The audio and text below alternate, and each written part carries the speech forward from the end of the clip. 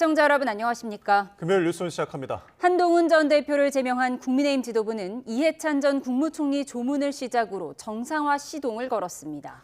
애도 기간 마무리에 접어든 민주당 안팎 개선 내홍 조짐이 재발하고 있습니다. 국회 취재기자 연결합니다. 강민경 기자.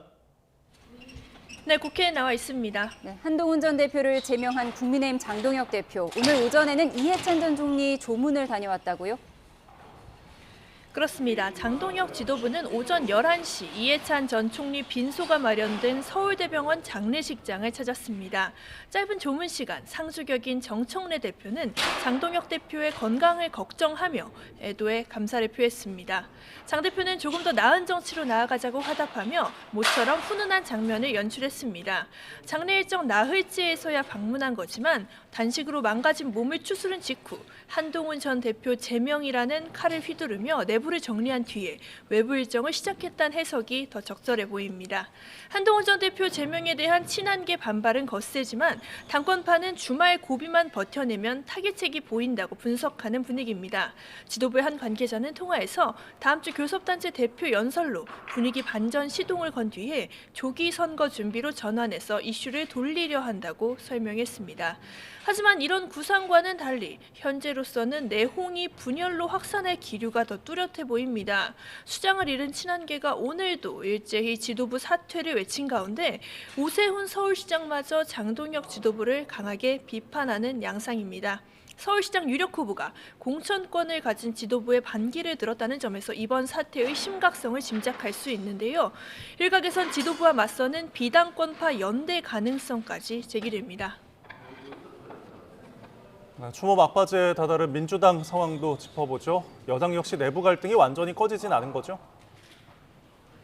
네, 이해찬 전 총리 연결식이 내일인데요. 민주당 지도부는 통상 열던 금요일 공개 최고위도 취소하며 막판에도 일정을 집중하고 있습니다.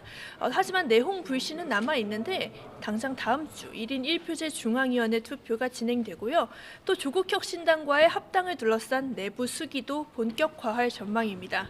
이런 폭풍전야의 분위기를 보여주듯 어제 한 최고위원과 국무위원이 합당 추진에 대해서 미략, 타격 소재라는 대화를 나누는 모습이 취재진 카메라에 포착돼서 논란이 됐습니다.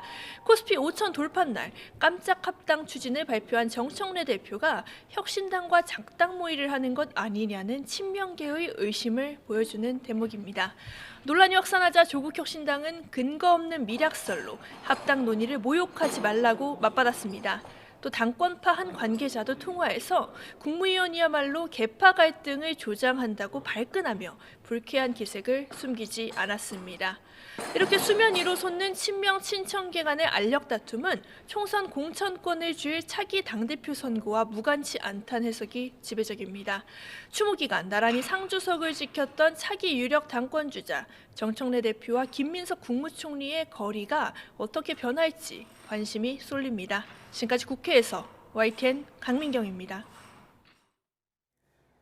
헤럴드 로저스 쿠팡 한국법인 임시대표가 경찰에 출석했습니다. 조사에 전적으로 협조하겠다고 밝혔는데 경찰은 개인정보 유출 사태와 관련해 쿠팡이 자체 조사를 진행하면서 증거인멸을 시도한 정황이 있는지 집중적으로 확인하고 있습니다. 현장에 취재기자 연결합니다. 이수빈 기자.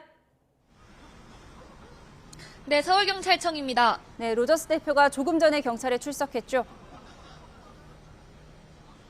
네, 오후 2시 헤럴드 로저스 쿠팡 한국법인 임시대표가 이곳 서울경찰청에 출석했습니다.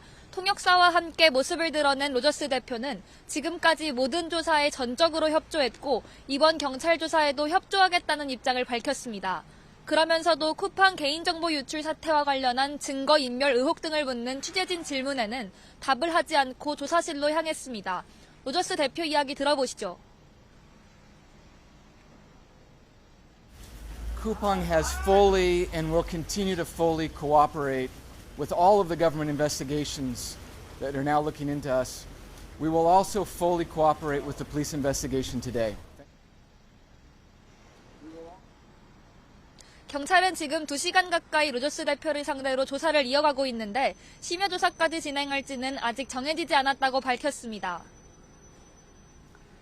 네, 쿠팡을 둘러싸고 여러 의혹이 제기되고 있는데 오늘 경찰은 어떤 부분에 집중하고 있죠? 쿠팡은 지난해 11월 대규모 개인정보 유출 사고를 직접 조사하는 과정에서 증거를 인멸한 것 아니냐는 의혹을 받고 있습니다. 경찰은 오늘 로저스 대표를 상대로 이 부분을 집중적으로 조사하고 있습니다. 쿠팡은 정부와 사전 협의 없이 개인정보 유출 피의자인 중국인을 접촉해 자백을 받아내는 방식 등으로 자체 조사를 벌였습니다. 또 쿠팡은 피의자가 중국 하천에 버린 노트북 증거물도 직접 회수한 뒤 포렌식해 경찰에 제출한 것으로 나타났습니다. 쿠팡은 이 같은 과정을 거쳐 지난달 자체 조사 결과를 발표하며 유출된 고객 계정 숫자는 3,000개로 확인됐다고 밝혔는데요. 3,300만 건 이상의 개인정보가 유출됐다는 정부 측 발표와는 크게 차이가 나 의도적인 축소 발표 아니냐는 의혹이 일었습니다.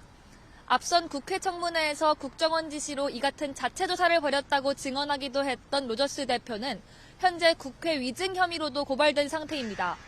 이 밖에도 산재 은폐 의혹 등이 제기된 상황에서 TF를 꾸린 경찰은 쿠팡 관계자들을 상대로 다른 혐의들에 대한 조사를 진행할지도 검토하고 있습니다. 지금까지 서울경찰청에서 YTN 이수빈입니다.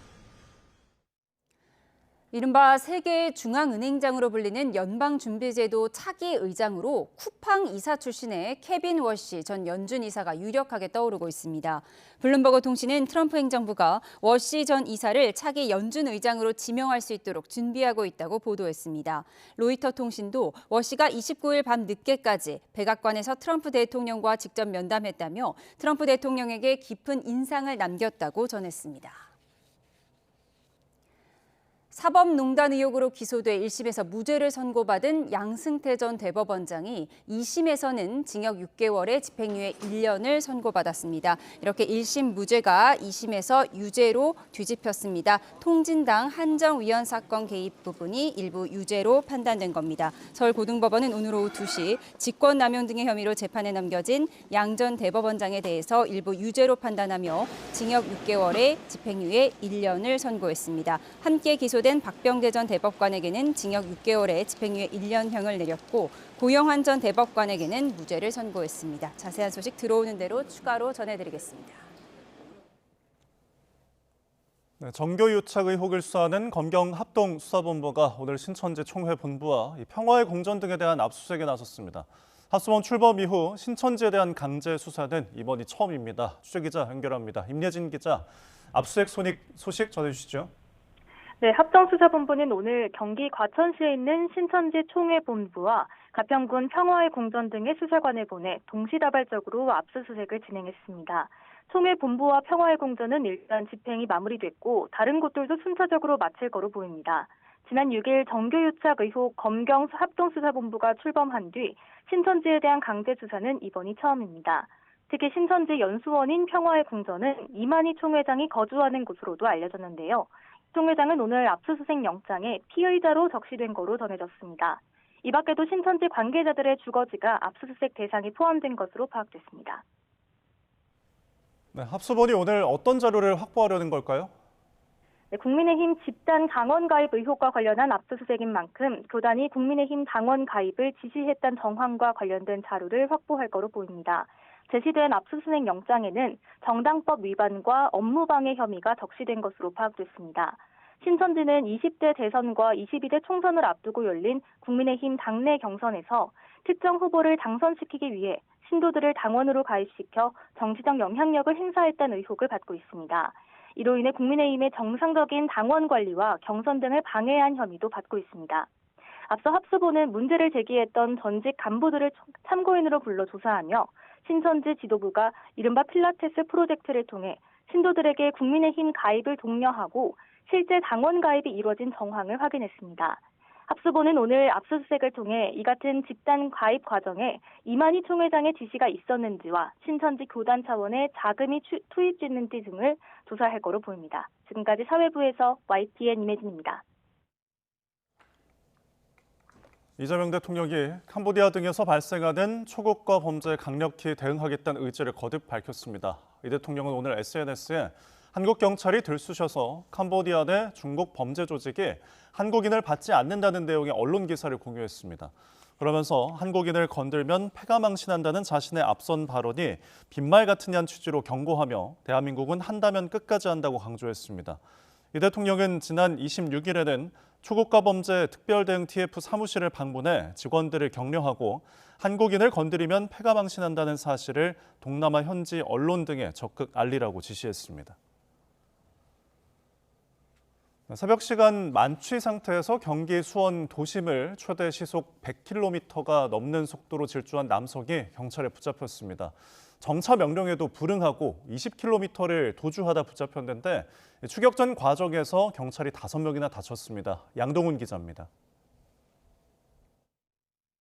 빨간불에 위험하게 좌회전한 SUV가 신호를 무시한 채 차선을 넘나들며 계속 내달립니다. 분기점에서 급하게 차선을 바꾸다 도로 구조물을 밟고 크게 휘청입니다. 옹벽을 쿵 들이받은 뒤에도 골목으로 그대로 도주합니다. 정차했던 SUV가 갑자기 다시 달아나며 운전석에 밀착했던 경찰관이 비틀거리며 넘어질 뻔한 아찔한 장면도 보입니다. 결국 경찰차 세대가 빈틈없이 SUV의 앞과 뒤, 옆을 에워싼 뒤에야 공포의 추격전은 마무리됩니다. 지난 28일 새벽 혈중 알코올 농도 면허 취소 수준의 만취 상태로 수원 도심을 20km나 질주한 30대 남성 A씨가 경찰에 붙잡혔습니다. 역주행과 신호 위반을 일삼으며 최대 시속 100km가 넘는 속도로 광란의 질주를 벌였는데 30여 분 이어진 추격전 끝에 검거됐습니다. 이 과정에서 주차돼 있던 차량 4대와 도로 시설물들이 파손됐습니다. 또 경찰차 3대도 부서졌고 경찰관 5명이 다쳐 병원 치료를 받고 있습니다. 그 삼단봉으로 창문을 찍었어요. 그 상황에서 갑자기 출발해 버리니까 넘어졌던 거거든요. 체포를 하고 나니까 그때서야 갑자기 다리가 후들거리면서 다리가 엄청 아픈 거예요. 경찰은 현행범 체포한 A씨에 대한 구속영장을 신청하고 동승자도 음주운전 방조 혐의로 입건해 조사하고 있습니다. YTN 양동훈입니다. 네, 코스피가 장 초반 상승에 5,300선을 넘은 뒤 5,224로 마감해 4일 연속 최고치로 장을 마쳤습니다. 지난해 연결 기준 영업이익에서 삼성전자를 추월한 SK하이닉스는 최초로 93만 원대까지 올랐습니다. 취재기자 연결해서 증시와 환율 소식 짚어보겠습니다. 유한홍 기자, 코스피가 4일 연속 신기록을 경신했죠? 그렇습니다. 코스피는 오늘 0.2% 내린 5,210으로 개장했지만 장 초반 상승세로 전환했습니다. 1.7% 가까이 상승폭이 커지며 5,300에 이어 5,320도 넘었습니다. 하지만 시간이 갈수록 상승폭이 줄어 0.06% 오른 5,224로 마감했습니다. 종가 기준 4일 연속 최고치를 경신했습니다. 개인이 2조 2천억 원 넘는 순매수로 지수를 끌어올렸습니다. 반면 외국인과 기관은 동반 순매도를 하며 차익 실현을 했습니다. 시가총액 1위 삼성전자는 0.1% 내린 16만 5천 원으로 2위 SK하이닉스는 5.6% 오른 90만 9천 원으로 장을 마쳤습니다. 하이닉스는 장중 처음으로 93만 원대에 진입했는데 연결 기준 영업이익에서 삼성전자를 처음 앞서면서 시장에 뜨거운 관심을 받았습니다. SK와 SK스퀘어, 한미반도체 등 하이닉스 관련주도 강세였고 미래에셋증권과 메리츠 금융지주 등 증권주도 상승세였습니다. 코스닥은 0.2% 오른 1166으로 개장해 혼조세를 보이다 1.3% 내린 1149로 장을 마쳤습니다. 기관은 1조 3천억 원 넘게 순매수를 했는데 6일 연속 순매수였습니다. 서울 외환시장에서 원달러 환율은 1,432원으로 출발해 1,441원까지 오른 뒤 다시 1,430원대로 내려왔습니다. 오후 3시 반 기준으로는 1,439원을 기록했습니다. 원달러 환율은 지난 28일 20원가량 내리며 1,430원대로 내려왔습니다. 환율과 관련해 홍콩 출장 중인 한국은행 이창용 총재가 지난 28일 얀 하치우스 골드만삭스 이코노미스트와 대담을 했는데 환율이 1,430원대로 내려와 안심이 되며 1,480원대 환율은 역사적으로 높은 경상수지 흑자를 고려할 때 정당화되기 어렵다고 말했습니다. 간밤에 미국 재무부가 우리나라를 환율 관찰 대상국으로 재지정한 사실도 보도됐는데 미 재무부에 따르면 우리 외환당국이 지난 2024년 7월부터 2025년 6월까지 1년간 환율 상승에 대응하기 위해 국내 총생산 GDP의 0.4%인 73억 달러의 외환 보유액을 사용한 것으로 드러났습니다. 지금까지 YTN 유환홍입니다. 트럼프 대통령의 관세 재인상에 대응하기 위해 김정관 산업장관이 미 상무장관과 만났지만 결론을 내지 못해 내일 다시 협의에 나서기로 했습니다. 여한고 통상교섭본부장도 오늘 워싱턴 DC에 도착해 관세 대응 총력전에 합류합니다. 워싱턴에서 홍상희 특파원의 보도입니다. 김정관 산업통상부 장관이 미국 상무부 청사로 들어섭니다. 트럼프 대통령의 관세 재인상 위협에 대응하기 위해 하워드 러트닉 미 상무장관을 만나 1시간 반 정도 협의했지만 첫 만남에선 합의점을 찾지 못했습니다. 대신 내일 아침에 다시 만나 논의를 이어가기로 했습니다. 많은 대화들이 있었고요. 내일 아침에 한번 더 이야기를 하기로 했습니다. 러트닉 장관과 만난 김 장관은 우리 정부가 지난해 무역 합의에서 약속한 3,500억 달러, 우리 돈 505조 원 규모의 대미 투자 의지를 강조했습니다. 또 미국 측의 오해를 풀기 위해 우리 국회의 정치적인 지형과 입법 진행 상황을 설명하는 데 시간을 할애했습니다. 이와 함께 미국 정치권 일각에서 문제를 제기한 정보통신망법 개정안과 온라인 플랫폼법 등 비관세 장벽과 쿠팡의 개인정보 유출 사태에 대해서도 설명한 것으로 보입니다. 여한고 통상교섭본부장도 힘을 보탭니다.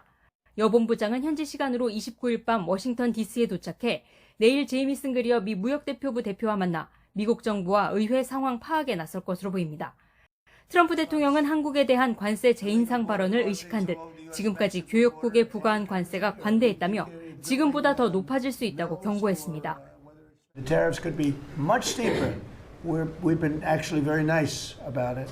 But even being nice about it, we've taken in hundreds of billions of dollars. And honestly, they've given us tremendous national security. 앞서 SNS에 올린 글에서도 자신이 펜을 휘두르기만 해도 관세로 수십억 달러가 미국으로 더 들어올 거라고 말하기도 했습니다.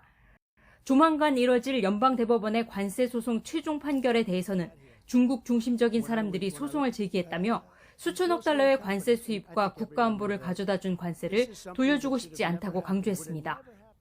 한미 관세 협상 라인이 무역 합의 이행 상황을 점검하기 위한 본격적인 접촉에 나서면서 이번 주말이 트럼프발 관세 재인상을 저지하기 위한 고비가 될 것으로 보입니다. 워싱턴에서 YTN 홍상입니다.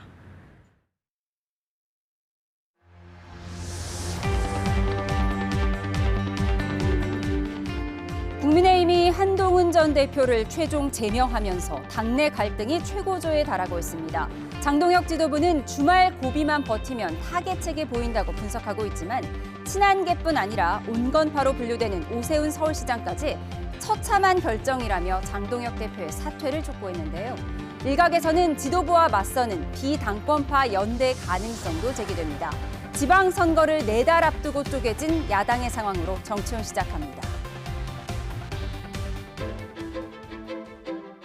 여러분의 힘, 국민의 힘, 그리고 저의 힘, 장동혁입니다. 그 정도도 올릴 수 없다면 익명 게시판을 뭐하러 두는 겁니까?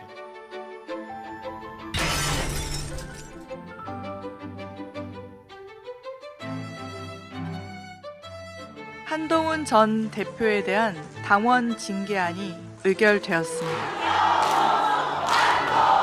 오늘 저는 제명당했습니다. 반드시 돌아옵니다.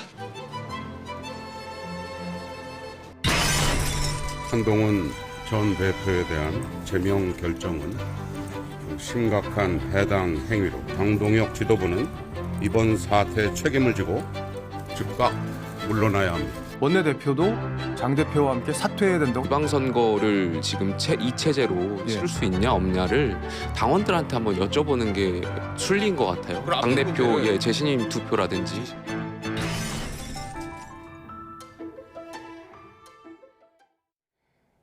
네, 오늘의 정치훈 김현정 민주당 대변인 강승규 국민의힘 의원과 함께합니다. 어서 오세요. 안녕하세요. 네, 지방선거를 앞두고 장동혁 대표에게 공천을 받아야 할 오세훈 시장마저 기어이 당을 자멸의 길로 몰고 갔다면서 장동혁 대표 물러나라라고 촉구한 게 좀 눈에 띕니다. 지금 당 분위기 어떻습니까? 이번 징계는 뭐 강공이냐 뭐 아니면 그냥 넘어가냐는 선택의 문제가 아니라요. 당의 어떤 질서를 바로잡는 원칙과 질서의 문제입니다. 당 게시판 사건이 있었습니다. 당 대표의 가족이 대통령 부부를 험담하는 내용들이 반복적으로 올라왔지요. 그래서 이에 대해서 징계위가 있었고 윤리위가 있었습니다. 이에 대해서 재심 기간도 뒀습니다. 그러나 한동훈 전 대표는 이에 대해서 조작이다, 부정으로 일관했지요. 그러면 이에 대해서 당은 시스템에 의해서 이에 대해서 징계를 할 수밖에 없었고, 그것은 원칙과 질서를 바로잡는 그런 판단이라고 생각합니다. 네, 좀 지도부와 같은 의견을 주신 것 같은데, 이 친한계의 반발은 당연한 수순이라고 하지만 오세훈 시장의 사퇴 요구가 좀 예사롭지 않습니다. 오세훈 시장은 어쨌든 지방선거에서 장동혁 대표에게 공천을 받아야 하는 입장이잖아요. 네. 그런데 지금 이 체제로는 도저히 선거를 치를 수 없다, 이런 입장인 걸로 보이죠. 일단 지금 최근에 이제 서울 같은 경우에는 여론조사에서 이제 박빙으로 있다가 민주당 후보들이 이제 우세하게 나오는 것들 여론조사가 많이 나오고 있거든요. 그리고 또 이제 이제 나경원 의원도 지금 서울시장 후보로 거론되고 있잖아요. 그런데 나경원 후보가 지금 그 지방선거 기획단장을 맡고 있는데 그 경선 룰을 당원 50%에서 70%를 올리려고 하는 가능성이 높아졌다, 이런 얘기도 있잖아요. 그리고 그래서 또 나경원 의원이 장동혁 대표하고 또 친하다는 얘기도 있고, 그래서 경선이나 뭐 공천 또는 그 본선에 나가더라도 그 이제 선거에서 질 거라는 그런 이기의식이 작동한 것으로 저는 이제 보여지고요. 그리고 이제 장동혁 대표 같은 경우에는 이제 여기서 밀리면 본인이 죽는다라는 그 생각을 한 것 같아요. 그래서 지난번엔 8일간의 그 단식 이후에 또 당내 그 의원들의 그 분위기도 처음에는 이제 이 제명은 좀 심하다라는 그 분위기가 압도적이었는데, 한동훈 전 대표도 좀 문제가 많다라는 식으로 기류도 좀 바뀌었다고 하고, 또 최근에 있었던 그 여론조사에서도 국민의힘 지지층에서는 이 제명에 찬성하는 여론이 또 높게 나온 것도 있고, 그래서 그런 것들도 또 명분이 더 주어진 것 같아요. 그래서 그 장동혁 대표는 윤 어게인 세력들의 지지를 받아서 당대표가 됐잖아요. 그래서 그 세력들을 힘을 빌어서 그 정적인 한동훈 대표를 제거하고 당권을 지금 강화시키려고 하는 의도가 있는 것 같습니다. 그래서 앞으로도 이제 그 국민의힘은 지금 그 뭐 한동훈 계에서 장동혁 대표의 사퇴를 좀 요구하고 있는 그런 상황 아닙니까? 그리고 뭐 주말 집회라든지 이런 것들이 계속 연이어서 이제 예상이 되는데, 극심한 그 내부 분열 속으로 들어가서 생존 투쟁이 벌어질 것 같다는 생각이 듭니다. 예, 어제 제명 통지서를 보면요, 전직 당대표 한동훈도 아니고 73년생 한동훈을 제명한다, 이렇게 써 있더라고요. 그러니까 한동훈 전 대표에 대한 호불호를 떠나서 어쨌든 당원 게시판에 대통령 부부를 비판하는 글을 가족들이 올렸다고 해서 전직 당대표를 제명할 정도이냐, 이 부분을 중도 민심이 어떻게 바라볼지가 이번 선거의 관건 아니겠습니까? 중도는 이도저도 아닌 무슨 뭐 이렇게 뭐 흔들림만 있는 것이 아니라, 중도는 중용의 철학, 원칙을 바로 세우고 그 원칙 속에서 좌든 우든 유연성을 갖는 것이 이제 중용의 철학, 중도라고 볼 수 있는데, 원칙을 바로 세우지 않으면 중도층을 그저 그냥 이도저도 아닌 그 당의 이런저런 모습으로 간다고 그래서 중도층이 저희 지지를 할 수 있다고 보지 않습니다. 그런 만큼 지금 이번 문제는 저희가 어떤 당 대표로서 부적절한 행위가 있었다는 비판이 있고, 그것이 어떤 윤리라든가 징계위에서 상당 부분 사실 확인이 되었어요. 그런데 이런 부분을 끝끝내 조작이다, 부정을 하면서 이에 대해서 반발하니까, 그러면 당의 시스템은 뭐가 되는 것이죠? 당이 윤리나 당이 징계위를 통해서 이러이러한 부분이 잘못됐다, 그렇다면 그거에 대해 진정한 사과를 해야 되는데, 사과나 이런 절차도 없고 재심의 기회를 줬는데도 재심을 하지 않는다. 그렇다면 당의 시스템이 이것을 그대로 두고 갈 때는 당의 시스템은 없는 것이죠. 그러면 국민의힘이 중도는 고사하고 보수의 어떤 지지층으로부터 이탈될 수밖에 없기 때문에, 우선 선거를 앞두고 있지만 원칙을 바로 세운다. 그 원칙 속에서 우리가 외연을 확장하는 유연성을 발휘하겠다는 게 지금 지도부의 의견이고, 이런 부분에 대해서 지금 전반적으로 당에서도 여러 가지 의총이나 이런 부분에서 그런 분들이 지금 지배적이었기 때문에 이번 징계가 확정된 것으로 그렇게 보입니다. 예, 지지층 결집을 위해서 불가피한 제명 선택이었다라고 말씀을 하셨는데, 물론 반대되는 의견도 많이 있습니다. 지금 친한계에서는 장동혁 지도부 물러나라고 하고 있고, 앞서 전해드린 것처럼 오세훈 시장도 반발하는 입장인데, 민주당에서는 이 전혀 전현직 대표, 사실은 엄청나게 가까웠던 두 사람의 이 분열에 대해서 어떻게 바라보고 계세요? 일각에서는 민주당이 야당복이 너무 많다 이런 얘기도 나오더라고요. 네. 아니 그 야당복 얘기는 좀 맞지 않는 것 같고요. 사실은 그 보수 정당이 정상적으로 건전하게 있을 때 여야 관계도 좋고 또 그에 기반해서 국정 안정도 깨할 수 있는 것이기 때문에 이런 내부 혼란들은 빠르게 수습되기를 사실 바라고요. 다만 이제 뭐 우리 민주당에서도 여러 가지 내부적인 이제 이슈들이 좀 있잖아요. 합당 이슈라든지 또는 또 긍정적인 이슈들도 있는데 그런 이슈들이 이제 이 장안 갈등의 이슈에 묻히는 그런 측면은 좀 있다라고 보여지는데 어쨌든 좀 우려스러운 것은 지금 어쨌든 장동혁 대표 체제가 윤호개인 정당을 포방했잖아요. 그 윤석열이 그 사형을 구형받는 날 제명을 결정한 것이잖아요. 그래서 윤호개인 정당을 하겠다라는 것을 명확하게 지금 밝힌 것인데 그렇다라고 하면 내란 청산이 시기가 좀 늦춰질 수도 있고 또 내부의 극단적인 이런 그 분열 양상들 때문에 그러지 않아도 지금 그 이재명 대통령께서 민생 법안들 처리 속도가 너무 느리다라고 하소연하셨잖아요. 그런 민생 법안들이 또 이렇게 발목 잡힐까 봐 그런 것들이 사실은 좀 우려됩니다. 예.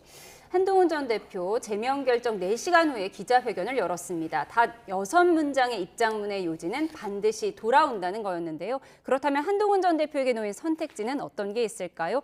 갑론을박 들어보시죠. 한동훈의 새벽은 그런 정치를 하면 오지 않아요. 제명됐는데 나가야죠. 오동잎 떨어지면 가을이 온 것을 알아야 돼요. 그때 나가서 건전한 보수 정치인으로 탈바꿈해야지 윤 어게인 세력들하고 어떻게 동침합니까? 잘 됐어요. PK 지역 아니면 볼경 지역. 내가 굳이 그런다면 인천 계양에 가서 이재명 대통령 그 지역구 가서 한번 붙는 거지. 조국을 이기고 오겠다라고 하는 명분 정도 가지고 가는 게 어떨까. 경우의 수를 살펴보겠습니다. 전재수 의원이 부산시장으로 나갈 경우 부산 북갑이 비게 되는데 보궐에 출마하면 조국 대표와 빅매치가 성사될 수도 있습니다. 주호영, 윤재옥, 추경호 의원이 대구시장에 출마할 경우 보수의 텃밭 대구 지역에서 국민의힘 후보와 경쟁할 수도 있죠. 인천, 계양, 을은 이재명 대통령 전 지역구로서 성남 라인 김남준 대변인의 출마 가능성이 거론되는 곳입니다. 그리고 민주당 이병진 의원의 당선 무효형으로 자리가 난 경기 평택 을, 부정선거를 주장하는 황교안 자유화혁신 대표가 최근 출마 선언을 했는데요. 지난해 장동혁 대표의 나는 황교안이다라는 발언이 논란이 되기도 했습니다. 네, 반드시 돌아오겠다라고 정치적 복귀를 의미한 한동훈 전 대표. 지금은 무소속 출마 가능성이 거론되고 있어요. 뭐 가만히 있을 수는 없으니까요. 어떤 가능성을 가장 높게 보세요? 한동훈 전 대표의 전적인 판단이 따르겠죠. 판단에 있을 수밖에 없는데 저는 무소속 출마다 또 우리 지금의 야권 우세 지역의 그 야권 후보와 경합을 하겠다 이런 부분들은 본인의 결정이겠지만 돌아온다는 것은 보수층으로 다시 돌아오겠다는 것이고 보수의 주인이라는 것을 자처하셨는데 그러면 보수들이 지금 한동훈 대표가 무소속으로 돌아와서 보수층의 표를 분열하는 그런 선택을 하게 될 때 본인이 돌아온다는 것은 어떤 의미인 건지 그래서 지금 이번 지방선거에서 보수가 철저히 망해서 본인이 다시 보수의 어떤 지지층을 얻게 되는 그런 계기를 지방선거 패배로서 얻겠다는 것인지 잘 모르겠고요. 저희는 그렇습니다. 지금 우리 당에서 출당 조치가 된 만큼 본인의 이제 정치적 어떤 향로를 본인이 이제 판단을 해봐야 될 거다. 근데 지금 사건을 되돌아봤으면 좋겠습니다. 지난 총선의 패배, 총선 패배의 당대표의 그 복귀, 그리고 탄핵과 그러니까 계엄과 탄핵 정국에서 본인의 역할, 그리고 이번 출당 조치까지 어떤 행보를 해왔는지를 한번 잘 살펴보면 그것이 보수의 어떤 결합, 보수의 단합, 그다음에 여러 가지 보수의 어떤 새로운 미래 비전을 위한 방향을 제대로 설정한 것인지 그저 무슨 윤호개인 세력과의 결별이니 윤핵관은 안 된다든지 이런 부분에 지금 민주당의 어떤 프레임에 본인이 동조하면서 이런 보수의 분열을 가져오진 않는지 이런 걸 판단해 보시고 앞으로 정치 향로를 해야 어떤 지지층이든 지금 한동훈 전 대표의 지지 세력이 어느 정도 있는지 뭐 여론조사에서 나타나겠지만 이런 부분 등이 더 확산될 것인지 이런 층마저도 잃어버릴 건지를 본인의 결정에 달려있다고 봐야 되겠죠. 원론적인 말씀을 해주신 것 같은데 무소속으로 출마해서 한동훈 전 대표 입장에서는 무소속 출마해서 이기고 돌아오면 뭐 최상의 시나리오겠지만 만약에 이제 보수표를 분열시켜서 어부지리로 민주당 후보가 당선이 될 경우가 이제 최악의 시나리오가 될 것 같습니다. 민주당 입장에서 말고 그냥 동료 정치인으로서 만약 한동훈 전 대표라면 어떤 선택을 할 거라고 생각하세요? 지금 그 말씀하신 것처럼 한동훈 전 대표가 돌아오겠다고 했거든요. 그거는 이제 복당을 의미하는 거잖아요. 돌아오겠다는 것인데 무소속으로 출마했을 경우에 그 자당의 그 국민의힘 후보들한테 피해를 주는 방식으로 이렇게 할 수는 없는 거잖아요. 그래서 만약에 그나마 그 한동훈 전 대표가 출마를 해서 명분을 얻으려면 험지에 출마해서 거기에 민주당 후보를 꺾는 그런 선택지밖에 제가 봤을 때는 없어 보이거든요. 뭐 예를 들어서 계양이라든지 뭐 우리가 유리한 지역들 있지 않습니까? 그런 곳에 가서 이제 살아 돌아오면은 의미가 있을지 모르겠지만 실제로 거기서 또 낙선을 하게 되면 그 재기가 또 훨씬 더 힘들어지는 그 측면이 있어서 그런 선택들을 한동훈 전 대표가 할지는 좀 미지수라고 저는 생각을 하고 지금 한동훈 대표의 선택지가 이제 말씀하신 것처럼 그 이제 뭐 지방선거나 보궐선거에 출마하는 선택지가 하나가 있을 수 있고 또 하나는 이제 백의종군하는 방식이 있어요. 국민의힘 후보들을 지원 유세하면서 백의종군하는 방식이 있고 또 하나는 정말 그 지방선거에서 장동혁 그 호가 정말 폭망하기를 바래서 그 이후에 이제 아무래도 지방선거에 그 패배를 하게 된 그 책임론이 뒤따르잖아요. 그때 이후에 이제 복귀를 그 노리는 이런 정도의 선택지가 있을 것 같은데 여러 가지 차원에서 봤을 때 한동훈 전 대표가 그 처음에 했던 그런 그 본인들의 자기 정치 그것이 당내에서도 지금 많이 이제 그 명분들을 많이 잃어가고 있는 것 같아요. 그래서 한동훈 전 대표가 지금 뭐 가처분, 뭐 법적인 조치, 또 신당 창당 여러 가지 얘기들이 나오고 있는데 하나하나 따져보면 쉬운 선택지가 지금 없어 보입니다. 그렇죠. 그래서 결국은 그 내부의 장관 간의 그런 그 권력 투쟁 그런 것들이 더 심화될 가능성이 대단히 높아 보여서 그 끝이 어디가 될지 저도 좀 궁금합니다. 예, 국민의힘 후보들 지원하면서 백의종군하라는 건 지금 막 쫓겨난 전직 당대표한테 너무 가혹한 말 아닌가요? 그러니까 그게 본인이 이제 살아서 돌아오겠다고 했으니까 과거에 이순신 장군처럼 그렇게 백의종군을 해가지고 그 이제 그 지금 저 국민의힘 입장에서는 너무 이제 구구강성 윤핵인 정당으로 획양관이냐는 비판이 있으니까 그래도 상대적으로 이제 합리적 보수나 중도 확장성이 있는 한동훈 그 전 대표가 그 선거 때 그 지원 유세라든지 이런 걸 하게 되면 뭐 그 승리가 절박한 후보 입장에서는 그걸 또 거부하기도 쉽지 않거든요. 그런 것을 했을 때 그것이 또 그 국민의힘 당원들의 마음을 녹일 수도 있는 기제가 또 될 수도 있기 때문에 그것도 하나의 선택지가 될 수 있을 것 같은데 실제로 한동훈 전 대표의 정치 스타일 좀 속이 좁잖아요. 그런 스타일상 그걸 할지는 또 그것도 약간 좀 회의적이긴 합니다. 예, 속이 좁다는 건 이제 개인 의견으로 듣도록 하고요. 무소속으로 출마를 할지 아니면 김현정 의원님 말씀처럼 백의종군을 할 수도 있을지 한동훈 전 대표가 아마도 다음 달 8일 토크 콘서트에서 입장을 밝히지 않을까 싶습니다. 저희는 다음 키워드로 가겠습니다. 김건희 씨에게 징역 1년 8개월을 선고한 1심 재판부 주가 조작 혐의의 무죄를 선고했는데 이 결정적 근거가 된 건 주가 조작 공범들이 김 씨를 비속어로 표현한 문자 메시지였다고 합니다. 도이치모터스 주식을 이용한 시세 조정 행위와 관련하여 피고인이 시세 조정 세력과 공동정범으로서 범행을 실행한 것이라고 단정하기 어렵다고 보입니다. 주가 조작 공범들이 문자 메시지를 통해 피아가 분명한 팀을 거론하면서 김건희 등 싸가지 시스터즈 같은 선수들 말고라고 말하는 등 선을 긋는 모습을 비추어 함께 시세 조정을 한 것으로 판단되지는 않는다는 겁니다. 또 시세 조정 주범 외에 방조 혐의에 대해서는 공소장에 담기지 않아 판단하지 않는다면서도 만약 방조에 해당한다고 하더라도 공소시효가 끝난 것으로 보인다고 밝혀 항소심에서 1심 재판부 무죄 판단을 뒤집어야 하는 특검의 부담은 더 커졌습니다. 네, 오늘 판결문이 공개가 됐습니다. 1심 재판부는 시세 조종 세력들이 김 씨와 함께 주가 조작을 할 의사가 없었다는 판단 근거로 이들이 김 씨를 싸가지 시스터즈다. 싸가지 시스터즈는 빼고 우리 함께하자. 이런 문자 메시지가 공개됐다는 거예요. 법원이나 판사 입장에서 판단은 오직 사실과 법리에서 하지 않겠습니까? 주가 조작에 대한 공동정범 혐의에 대해서 특검이 제기한 그런 혐의에 대해서 사실들의 여러 편린들을 시줄 날줄로 엮어보지 않겠습니까? 그래서 이것이 공동정범에 해당되는지를 판단해봤는데 그런 사실들이 공동정범이라는 법리를 적용하기에 부족하다는 것이고 그런 판단을 하기 어렵다는 것이 이번 재판부의 판단 아니겠습니까? 이런 측면에서 보면 이번 재판부의 판결은 뭐 정당했다고 보고요. 그동안 사실 이 김건희 씨의 김건희 여사의 주가 조작 혐의에 대해서는 문재인 정부에서도 검찰에 탈탈 털었던 것이고 또 야당이 수년간 문제 제기를 해왔습니다. 그리고 그동안 특검이 수개월 동안 정말 탈탈 털지 않았습니까?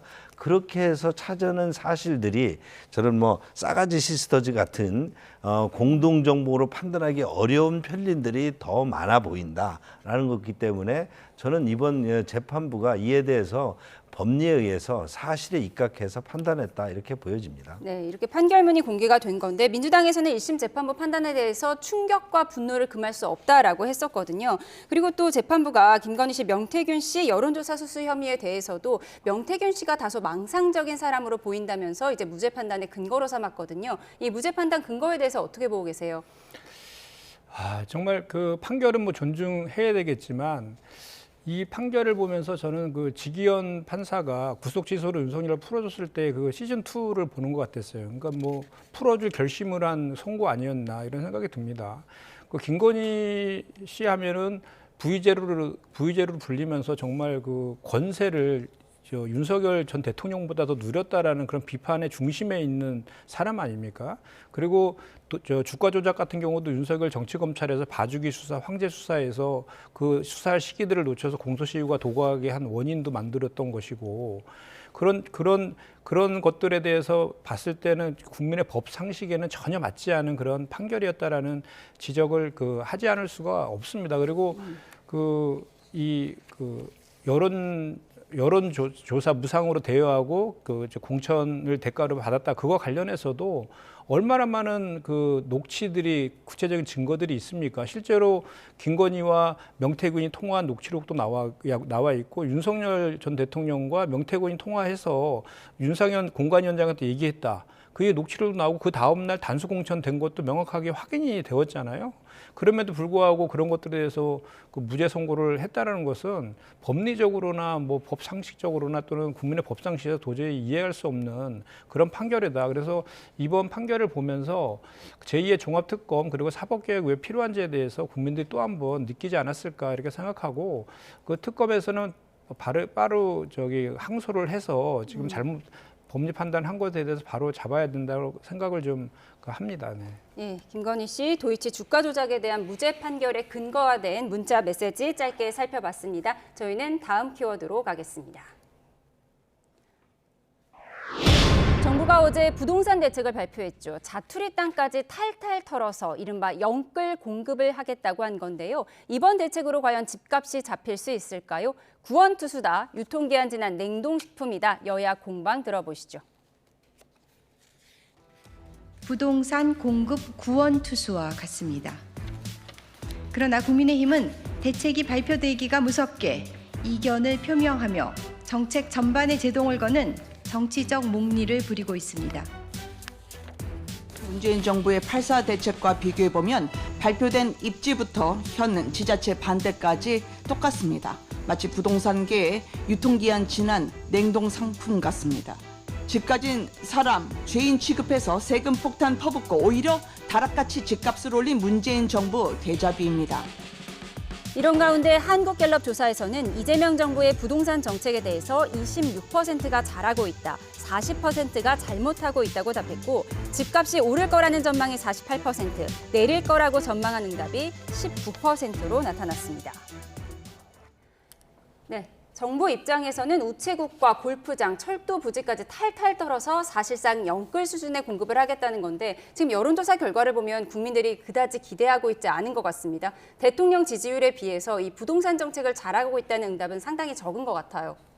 일단 저기 여론조사가 27일부터 29일 사이에 실시가 됐거든요. 근데 이제 정부에서 이번에 12구 대책 발표한 건 29일이잖아요. 그래서 그 정부 발표가 반영되지 않은 여론조사인 것 같아요. 그래서 전반적인 부동산 전반적으로 정책에 대한 이제 그렇게 하는 건데 워낙 이제 부동산과 관련해서는 국민들이 되게 민감하시고 그렇죠. 부동산 가격은 계속 오르고 있는 것도 사실이기 때문에 그와 관련된 것들이 이제 국민들의 정서가 좀 반영된 여론조사 아닌가 이런 생각이 듭니다. 근데 이번 조치 같은 경우는 지난 97 대책, 25년 9월 7일에 했던 부동산 공급 대책에 이어서 두 번째로 하는 이제 부동산 공급 대책인데요.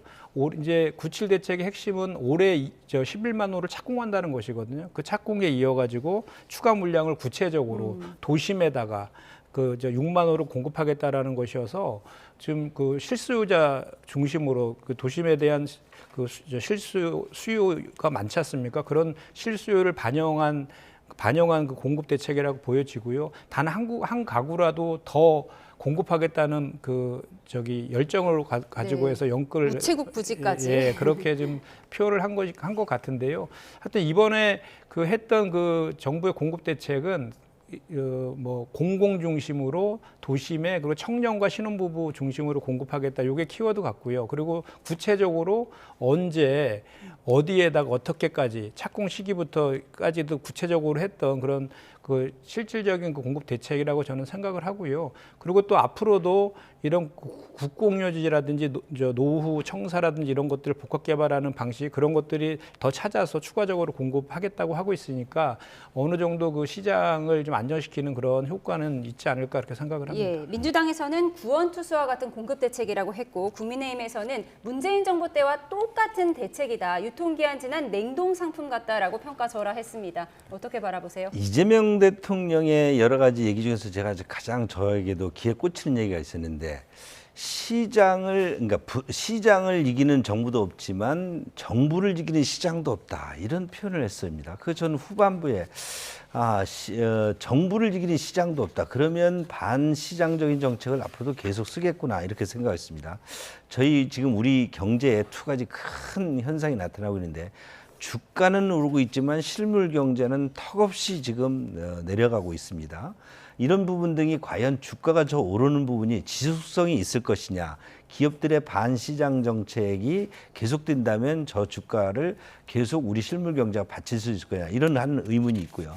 부동산 정책이 오면 더욱더 그렇습니다. 부동산 시장에서 지금 부동산에서 수요와 공급을 맞춰줘야 되는데 공급을 억누르면서 수요를 억누르는 것으로 이렇게 지금까지 이어왔습니다.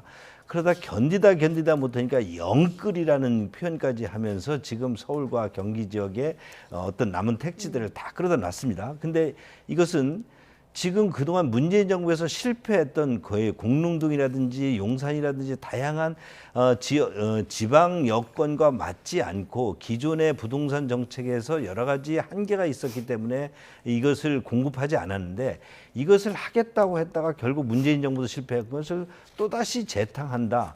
이것이 과연 시장에 반하는 정책이냐. 공급을 늘리는 시장 정책으로 온 것 같지만 실질적으로는 이것은 그저 하나의 수요 억제에 대한 반작용으로 지금 시장이 어려우니까 시장의 공급을 더 늘리겠다는 그저 시그널만 있을 뿐이지 실제 이것이 정책으로 실현 가능성이 있을지는 굉장히 의문이 남습니다. 예, 구원투수일지, 유통기한 지난 냉동 상품일지, 부동산 정책에 대한 여론조사 결과 살펴봤는데요. 또 다른 여론조사 하나 보도록 하겠습니다. 민주당과 조국혁신당과의 합당에 관한 여론조사가 있었는데요.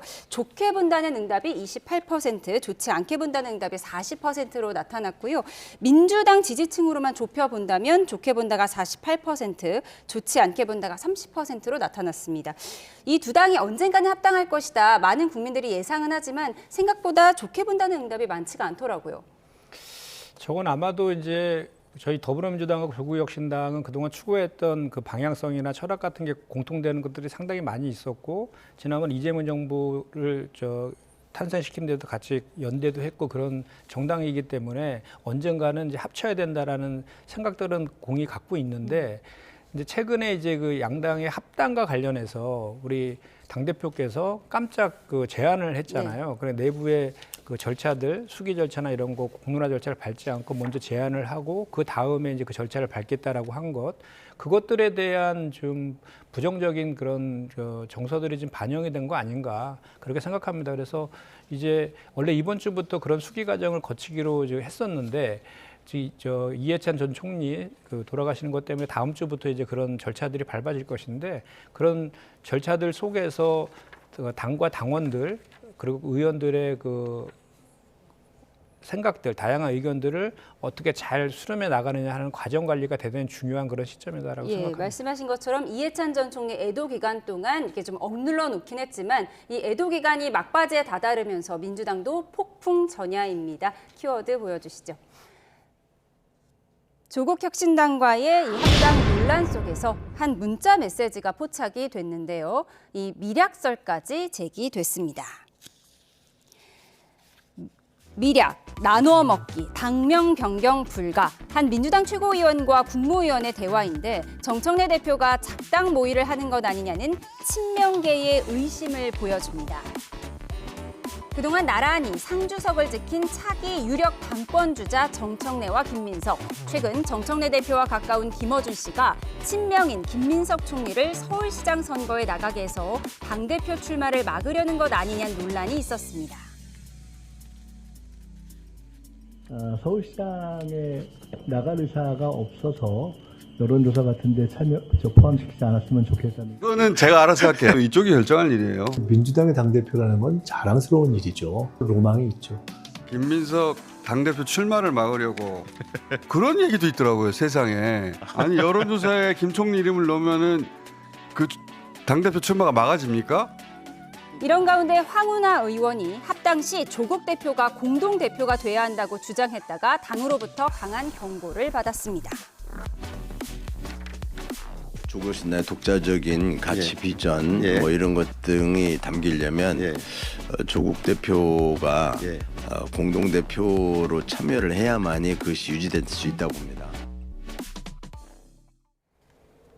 네, 추모 기간에 눌러놓았던 신경전이 곧 수면 위로 올라올 것 같습니다. 지금 합당 논의 진행 상황이 어느 정도 됐는지 짧게만 한번 정리를 해주시죠. 네, 좀 전에 말씀드린 것처럼 원래 이번 주부터 뭐 정책의총을 비롯해가지고 당무위라든지 뭐 당원들에 대한 그 토론회라든지 또는 당원 투표라든지 이런 것들을 차례대로 이렇게 하기로 했고 3월 말 정도까지는 이제 합당 절차를 마무리하는 그런 저거였는데 지금 그 추모 기간이어갖고 다음 주부터 그 절차가 진행될 그런 예정으로 있습니다. 예, 이런 가운데 또 문자 메시지가 포착이 됐어요. 왜 의원님들은 이렇게 문자 메시지를 터놓고 문자를 나누는지 잘 모르겠는데 이번에는 민주당 한 최고위원과 국무위원이 나눈 메시지인데 미략, 타격 소재, 당명 변경 불가. 그래서 이게 친명계가 친청계를 조금 공격하는 것 아니냐, 의심하는 것 아니냐 이런 분석이 나오더라고요. 뭐 당연히 그렇게 해석될 소지가 다분합니다. 명청 갈등이 이번 조국 혁신당과의 합당에서도 가장 우위에 있는 여론이 아닌가 이렇게 생각합니다. 그 문자 메시지가 이게 노출됐다는 것은 뭐 자연스럽게 노출될 수 있지만 의도적인 노출도 있을 수 있겠죠. 지금 당의 정체성 문제도 있지만 선거를 앞두고 선거 공약적 정치 공학적인 어떤 합당이라는 것도 채택도 있지만 특히 더욱더 지금 우리 국민들이나 또 민주당 당원들한테 지금 아주 초점이 되고 있는 것은 명청 갈등 그를 통해서 이 정청래 대표의 연임 그리고 지금도 뭐 김어준 방송인과의 어떤 상황에서도 나타났지만 다음에 김민석 총리를 이재명 대통령 입장에서는 당대표로 내세우려고 하는데 이에 대해서 이렇게 뭐 명청 갈등 차원에서 또 정청래 대표에서 막으려는 게 아니냐 연임을 또 하기 위한 여러 가지 조국 혁신당과의 어떤 협약 아니냐 이런 부분도 제기되고 있는 것이죠. 예, 그러니까 당대표 나갈 거라고 말한 김민석 총리, 나갈 예정인 김민석 총리가 서울시장은 안 나갈 거니까 여론조사 빼달라고 했는데 김어준 씨가 그건 내 맘대로 할 거다 이런 얘기를 한 거예요. 뭐 그렇죠. 그런 대화에서 보면은 김민석 국무총리는 여전히 당대표로 나가는구나. 이걸 또 김어준 또 정청래 대표와 김어준 방송인과의 어떤 유착선은 또 상당히 보편화된 얘기 아닙니까? 이런 측면에서 계속 계속 김민석 국무총리를 서울시장 후보로 여론조사도 넣고 이렇게 어떤 띄우는 것은 그런 부분이 다분히 있다고 보는 것이기 때문에 지금 저희들도 우리 아주 관망하는 입장이지만 명청 갈등이 앞으로 폭발 직전이겠구나. 예. 앞으로 어떤 형태로도 폭발되겠구나. 이렇게 보고 있지요. 예, 민주당에서는 물론 공식적으로는 명청 갈등은 없고 모두가 친명이라고 말하고 있습니다만 모두가 명청 갈등으로 분석은 하고 있습니다. 이런 가운데 대통령이 박찬대 전 원내대표와의 비공개 만찬 소식을 알렸습니다. 비공개 만찬인데 굳이 알렸습니다. 어떤 이유라고 보세요? 그 사실은 박찬대 전 원대가 1기 원내대표였거든요. 우리 저 당에. 네. 그런데 그때는 우리가 야당이었거든요. 근데 야당이기 때문에 이제 이재명 대통령이 뭐 관저로 초대를 하고 싶어도 할 수가 없었잖아요. 그래서 2기, 3기는 초대를 했거든요. 그래서 이제 1기에 있던 박찬대 의원뿐만 아니라 그 원내대표단 전체를 초대를 해가지고 이렇게 만찬을 좀 하려고 하는 것 같거든요. 그래서 그거를 크게 정치적으로 뭐 이렇게 해석할 필요는 없어 보이고, 그다음에 명청 갈등 관련해서 뭐 장안 갈등보다는 더 심하겠습니까? 근데 지금 이제 그래서 제가 아까도 말씀드린 것처럼 사실은 이 합당 그 이슈는 우리 당 안에서는 핵폭탄급 이슈예요. 지금 이 문제를 슬기롭게 지혜롭게 잘 풀어가지 않으면 당이 또 혼란에 빠질 수가 있거든요. 그렇기 때문에 아까도 제가 말씀드렸지만 이것들을 수기하고 공론하는 과정들을 투명하고 다들 수용할 수 있게 어떤 결론이 나더라도 수용성 있게끔 하는 그런 절차들이 앞으로 좀 진행돼야 될 그런 필요성이 반드시 있다라고 보여지고, 그다음에 이제 각종 정치적인 해석들이 있을 수 있잖아요. 뭐 김어준 씨가 여론조사에 빼지 않는 이런 것들도. 근데 왜 안 빼주는 거죠? 그거 관련해서는 그냥 당사자가, 그러니까 본인은 이제 우리 서울시장 더불어민주당을 지지하는 사람들에게 효능감을 주기 위해서 이렇게 한다라고는 하지만 그래도 당사자가 빼달라고 하면 그거는 빼주는 게 맞을 것 같고요. 그리고 이제 앞으로 이제 다시 한번 말씀드리지만 뭐 국민의힘도 마찬가지고 더불어민주당도 마찬가지지만 항상 정치는 항상 그 생물이라서 어떤 상황들이 발생할지 모르겠는데 다만 중요한 것은 어떤 그 사안이 발생했을 때 그걸 어떻게 해결하고 풀어가느냐가 상당히 중요한 것 같습니다. 그 과정 관리가 대단히 중요한 건 시점 같습니다. 예, 이재명 대통령이 왜 박찬대 원내대표의 비공개 만찬 소식을 알렸는지도 좀 궁금한데 최근에 이재명 대통령께서 국회의 입법이 느리다는 불만을 많이 표출을 하셨어요. 그런데 사실은 국회의 입법이라는 것이 지금 민주당의 의지가 있으면 추진할 수 있는 것인데 이것이 정청래 대표에 대한 불만을 표출한 것 아니냐 일각의 분석도 있거든요. 어떻게 보십니까? 뭐 그런 시그널도 있을지만 이재명 대통령이 국회가 일을 안 해서 지금 어렵다 얘기하는 것은 정말 어불성설이죠. 본인이 당대표이실 때 어떻게 민주당이 해왔는지를 좀 봐야 될 것 같고요. 지금 이 문제에 대해서 박찬대 전 원대를 이재명 대통령이 만났다. 이것은 분명한 정치적 시그널을 가지고 있는 것이죠. 지금의 정청래 대표의 당대표 운영 방식에 대해서 불만을 가지고 있는 것이고 그것이 지금 뭐 조국 혁신당의 통합 문제나 여러 문제에 있어서 지금 명청 갈등에 대한 여러 가지 시그널을 지금 보내는 것입니다. 이런 부분들이 이제 지방선거를 계기로 폭발을 할 텐데 지금 이 정청래 대표도 고민이 많을 것입니다. 이 부분을 어디까지 감추고 그저 감싸고 갈 것인지 아니면 이게 평온한 것으로 갈 것인지 아니면 정말 실력 대결을 할 것인지 그 시점이 저희들도 언제쯤 나타날지 한번 지켜보고 있습니다. 예, 이해찬 전 총리의 애도 기간이 끝나면서 명청 갈등이 수면 위로 어떤 양식으로 올라올 수 있을지 주목해 보도록 하겠습니다. 지금까지 정치온 김현정 민주당 의원, 강승규 국민의힘 의원과 함께했습니다. 고맙습니다. 감사합니다.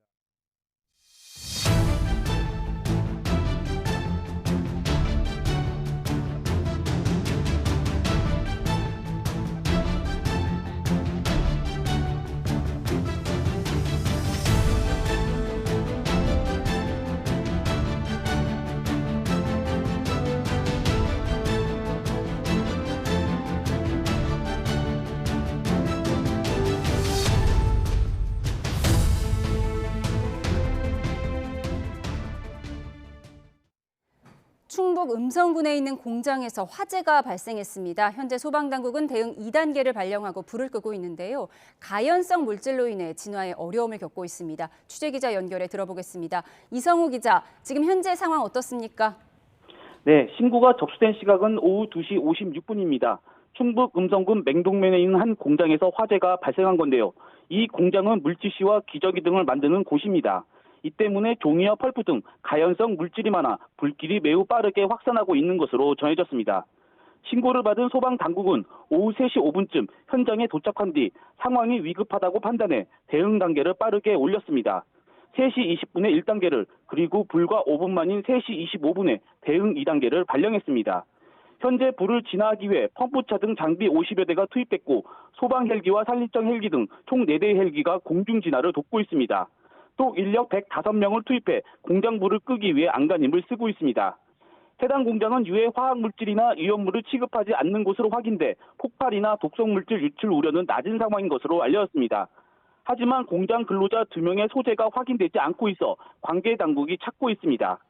불이 나자 음성군은 주민들에게 긴급 안전 안내 문자를 발송하고 공장 화재로 피해 등이 우려되니 안전에 유의해달라고 당부했습니다. 또 인근 산으로도 불이 확산하고 있어 등산객들에게 대피하는 내용이 담긴 재난 문자도 보냈습니다. 지금까지 충북 취재본부에서 YTN 이성우입니다. 네, 오늘 오전 서울 시흥동에 있는 아파트에서 레미콘 차량이 넘어져 행인들을 덮치는 사고가 났습니다. 인명피해가 있었는데 현장에 나가 있는 취재기자 연결해서 자세한 내용 들어보겠습니다. 송수연 기자. 네, 서울 시흥동 사고 현장입니다.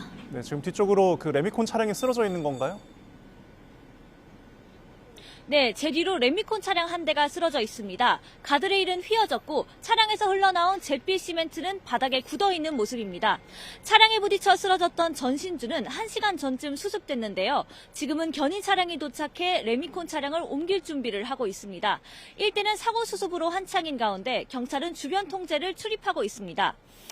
오늘 오전 11시 20분쯤 서울 시흥동에 있는 아파트 단지 인근에서 60대 남성 운전자가 몰던 레미콘 차량이 행인 3명을 덮쳤습니다. 이 사고로 60대 여성이 다리를 크게 다쳤고 운전자와 50대 여성, 70대 여성은 경상을 입어 병원으로 옮겨진 상태입니다.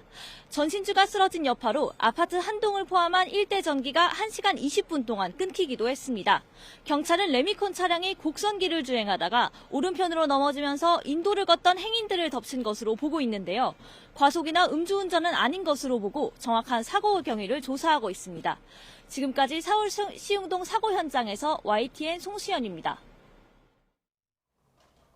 네, 사법농단 의혹으로 기소됐던 양승태 전 대법원장이 항소심에서 징역 6개월에 집행유예 1년을 선고받았습니다. 2년 전 1심 무죄 판결이 뒤집힌 건데요. 취재기자 연결해서 자세한 내용 알아보겠습니다.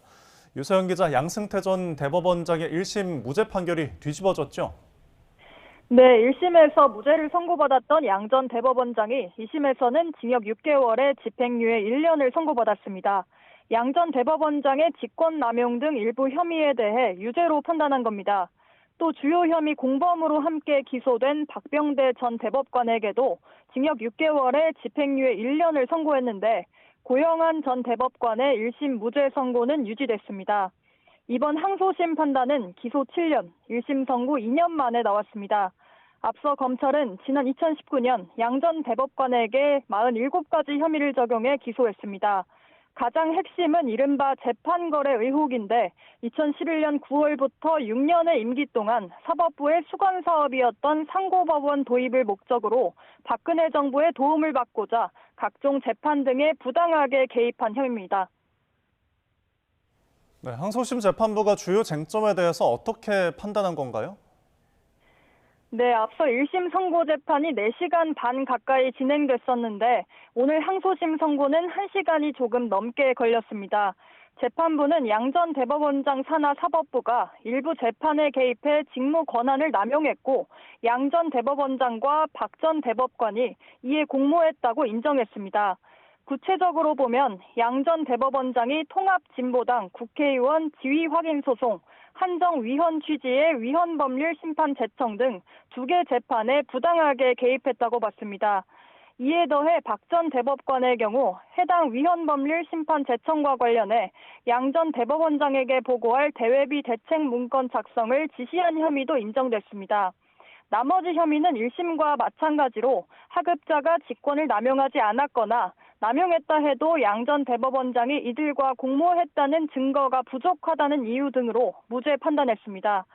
재판부는 양 전 대법원장 등의 사법부 내 지위와 역할, 국민이 가졌던 신뢰 등을 고려하면 죄책이 더욱 무겁다면서도 개인 이익을 위해 범행한 것이 아닌 점, 공소사실 중 유죄로 인정된 부분이 극히 일부임에도 사회적 비난에 노출돼 적지 않은 불이익을 받아온 점 등을 양형에 고려했다고 밝혔습니다. 판결 이후 양 전 대법원장 측 변호인은 즉각 상고할 것이라며 대법원에서 무죄로 결론이 바뀔 것을 확신한다는 입장을 밝혔습니다. 지금까지 서울고등법원에서 YTN 유서연입니다. 김경전 서울시 의원이 2023년 강서구청장 보궐선거를 앞두고도 정치권에 돈을 건넸다는 의혹을 일부 인정하며 경찰 수사는 더 확대되는 모습입니다. 경찰은 또 김병기 의원의 측근으로 알려진 이지희 동작구 의원도 오늘 오전 다시 소환해 조사하고 있습니다. 사회부 취재기자 연결합니다. 이현정 기자, 김 전 시의원이 추가 로비 의혹과 관련해 일부 의혹은 인정한 것으로 파악됐다고요? 네, 김경 전 서울시의원이 경찰 조사에서 2023년 강서구청장 보궐선거를 앞두고 양모 전 서울시의원에게 수백만 원을 준 사실을 인정한 것으로 파악됐습니다. 앞서 YTN이 단독 보도한 녹취에는 김 전 시의원이 민주당 A 의원에게 도와달라고 부탁하기 위해 양 전 시의원에게 돈을 잔뜩 건넸다고 말하는 내용이 담겼습니다. 이후 민주당 보좌관이었던 김성열 전 개혁신당 최고위원이 김 전 시의원과의 통화에서 양 전 시의원에 대해 대가를 받았으면 일을 해야 한다. 어떻게든 만들어내야 한다고 말하는 녹취도 확인됐습니다. 두 사람이 양 전 시의원을 금품 전달 창구로 여긴 것으로 보이는 대목인데 김 전 시의원은 양 전 시의원에게는 돈을 건넨 건 인정하면서도 A 의원에게는 돈을 전달하지 않았다는 입장인 것으로 파악됐습니다. 김 전 시의원은 앞서 강선우 의원의 보좌진이 한 장을 요구해 강 의원에게 1억 원을 줬다고 진술한 것으로 전해진 만큼 양 전 시의원에게 진술대로 수백만 원을 전달한 것 외에 추가 로비 정황이 없는지도 확인이 필요해 보입니다. 네, 그렇다면 앞으로 경찰 수사에서 어떤 점이 중요할까요? 경찰은 먼저 김 전 시의원이 양 전 시의원에게 건넸다는 수백만 원이 민주당 현역 의원에게까지 전달됐는지를 집중 조사할 것으로 보입니다. 또 쪼개기 후원 등의 방법으로 의원들에게 로비하려고 했는지도 들여다볼 것으로 보입니다.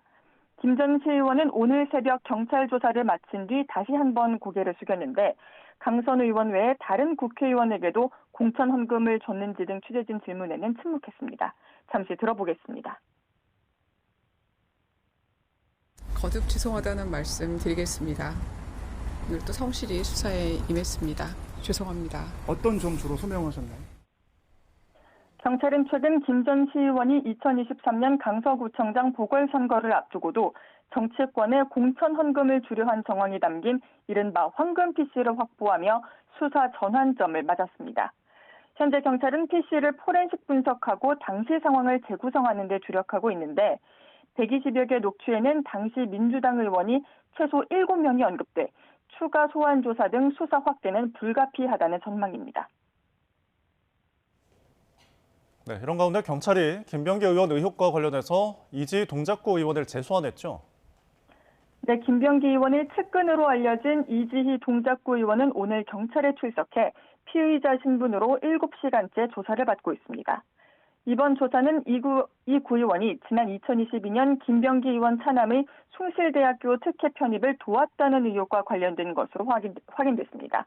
이 구 의원은 지난 2020년 총선을 앞두고 김 의원 부부가 다른 동작구 의원에게 정치 헌금을 받았다가 돌려주는 과정에서 창구 역할을 했다는 의혹도 받습니다. 경찰은 어제는 김 의원이 지난해 박대준 당시 쿠팡 대표를 만나 보좌진 출신 쿠팡 임원에게 인사상 불이익을 줄 것을 요청했다는 의혹과 관련해 쿠팡 본사 등 두 곳을 압수수색했습니다. 김병기 의원에 대한 출석 통보를 언제 할지 저울질하며 주변인 조사와 압수물 분석에 주력하는 모습인데 첫 소환 시점이 언제가 될지 관심이 쏠립니다. 지금까지 사회부에서 YTN 이현정입니다. 윤석열 정부에 대한 현안 청탁 혐의로 윤영호 통일교 전 세계본부장이 이틀 전 실형을 받은 가운데 오늘 한학자 통일교 총재 등의 정치자금법 위반 혐의 재판이 열렸습니다. 한 총재 측은 윤 전 본부장의 청탁 계획을 승인한 적이 없다는 입장인데요. 취재기자 연결해서 자세히 알아보겠습니다. 권준수 기자, 한학자 총재 재판 아직 진행 중이죠? 네, 윤석열 정부의 각종 현안을 청탁하며 금품을 제공한 혐의를 받는 통일교 한학사 총재 등의 10번째 공판기일이 오늘 계속 진행 중입니다. 첫 공판을 시작한 지 3개월째 법정 공방이 이어지고 있는데요. 앞서 전달자 통일교 윤영호 전 세계본부장은 이틀 전 김건희 씨와 국민의힘 권성동 의원과 얽힌 청탁금지법 위반 혐의 등 사건 1심에서 징역 1년 2개월을 선고받았습니다. 당시 재판부는 윤 전 본부장이 한 총재로부터 청탁 계획에 대한 승인을 받았다고 언급하기도 했는데요. 다만 한 총재 측은 여전히 윤 전 본부장이 개인적 일탈을 한 거란 입장을 유지하고 있습니다. 오늘도 한 총재의 지시와 승인 여부는 적법한 증거에 따라 판단해야 한다며 무죄 추정 원칙을 지켜야 한다고 강조했습니다. 오늘 오전엔 통일교 전 홍보실장이 증인으로 나와 국민의힘 쪼개기 후원 등에 관한 신문이 있었고 오후부터는 통일교 전 재정국장이 증인석에 올라 청탁 회계 자료에 관한 질문에 답하고 있습니다. 네, 최상병 사건 핵심 피의자인 임성근 전 해병대 사단장의 재판도 진행 중인 거죠? 네, 그렇습니다. 임성근 전 해병대 사단장의 업무상 과실치사 등 혐의 8번째 공판기일도 계속 이어지고 있습니다. 오늘 문병삼 전 육군 54단장에 대한 증인신문이 있었는데요. 지난 2023년 7월 경북 예천 수해 현장을 지휘했던 인물로 임 전 사단장은 육군에게 통제권이 있었던 만큼 해병대는 사실상 수색작전에 대한 책임이 없다는 주장을 펼쳐왔습니다. 재판부도 수색작전 당시 사실관계를 재구성하기 위해 안전 문제에 대한 보고를 받았는지 등을 직접 캐물었습니다. 지금까지 사회부에서 YTN 권준수입니다. 서울시 공공자전거 따릉이의 회원정보 유출 의심 정황이 발견돼 비상대응센터가 가동됐습니다. 서울시설공단은 서울경찰청 사이버수사대로부터 유출 관련 정황을 유선으로 전달받고 서울시와 합동으로 대응 총괄을 위한 비상대응센터 가동에 들어갔다고 밝혔습니다. 이와 함께 따릉이 앱과 홈페이지 운영체계 전반에 대한 시스템 보안 강화에 들어갔습니다. 충북 옥천에서 묘소 위에 누군가 소금을 쏟아부은 일이 벌어졌습니다. 피해를 본 묘만 11곳이 넘는데 경찰은 CCTV를 통해 용의자를 특정하고 추적에 나선 상태입니다. 김기수 기자입니다. 묘소 위로 하얀 소금이 뿌려져 있습니다. 충북 옥천 작은 마을에 있는 묘에 누군가 소금 테러를 벌인 겁니다. 같은 방식으로 훼손된 묘는 마을 곳곳에서 11곳에 달합니다. 피해를 입은 묘소입니다. 묘소 위로 소금을 쏟아부은 것처럼 많은 양이 올려져 있습니다. 조상의 묘소에 소금이 올려진 것을 본 피해 주민은 당혹감을 감추지 못합니다. 그 위로 슬슬 가봤더니 그 위에까지 전부 이렇게 해놨잖아요, 이 주위를. 그래갖고서는 이거 진짜 뭐라고 얘기를 할 수도 없고 황당하고.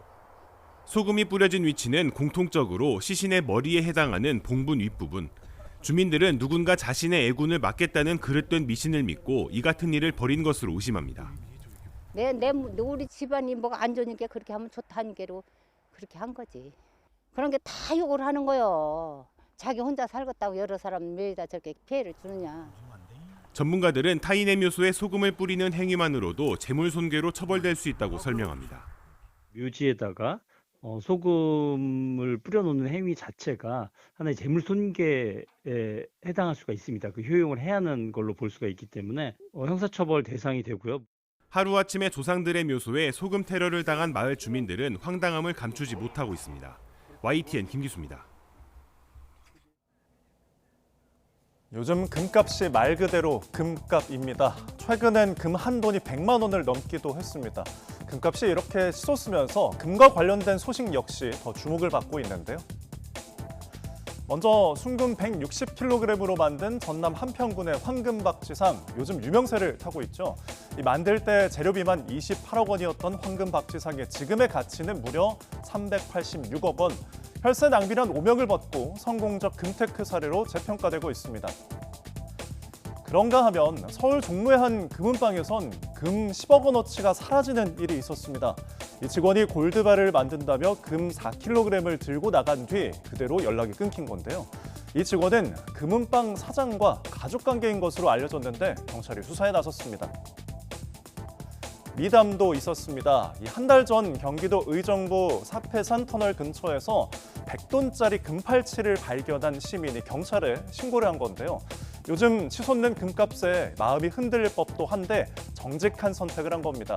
경찰은 금팔찌 주인을 찾고 있는데요.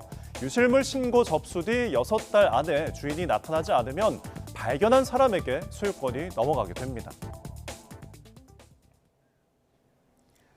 중국 정부가 미국 반도체 기업 엔비디아의 고성능 AI 칩 H200 수입을 승인했다는 외신 보도가 있었죠. 그런데 정작 CEO인 젠슨 황의 대답은 달랐습니다. 서울 깐부 회동 때처럼 중국에서도 특유의 넉살로 친서민 행보까지 보였는데 통하지 않았던 걸까요? 베이징 강정규 특파원의 보도입니다.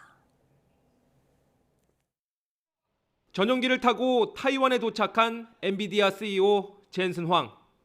기다리던 취재진에게 간식부터 나눠줍니다. 끝내 피할 수 없는 H200 칩의 중국 판매 승인 관련 질문엔 무거운 표정으로 아직이라고 대답합니다. I'm hoping that also the Chinese government would allow NVIDIA to sell in H200, and so we just have to wait patiently.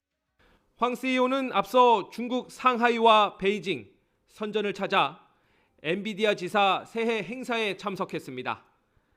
서울 깐부 회동 때처럼 특유의 넉살로 재래시장을 돌며 세뱃돈을 나눠주기도 했습니다. 로이터 통신은 젠슨 황 방문에 맞춰 중국이 40만 개 규모의 H200 수입을 승인했다고 보도했습니다. 그러나 당국의 공식 발표는 없었고 확인 요청에도 즉답을 피했습니다. According to reports, China has approved purchases of NVIDIA's H200. Can the Ministry of Foreign Affairs confirm this? 具体问题建议向中方主管部门进行询问。 앞서 미국은 고성능 AI 칩 H200의 중국 수출을 허용하면서 이상한 조건을 달았습니다. 타이완에서 만든 칩을 미국을 거쳐 중국에 재수출하도록 하고 25% 관세를 매기겠다는 겁니다. 중국 당국은 이를 굴욕적 갈취로 받아들이며 H200 수입을 사실상 금지하고 있다는 후문입니다. 장기적으로는 AI 반도체 기술 독립에 독이 될 수 있다는 점도 중국이 H200 수입을 꺼리는 이유입니다. 베이징에서 YTN 강정규입니다.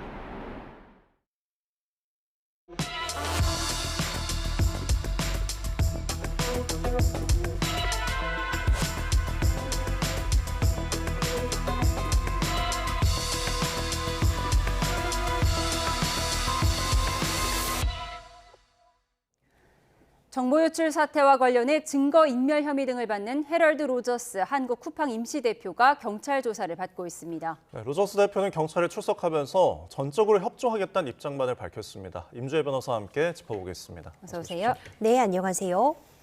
자, 앞서 두 차례 경찰 소환의 요구를 불응했던 로저스가 오늘은 경찰에 출석을 했습니다. 당시에 뭐라고 했는지 먼저 들어보시죠. Coupang has fully and will continue to fully cooperate with all of the government investigations that are now looking into us. We will also fully cooperate with the police investigation today. Thank you.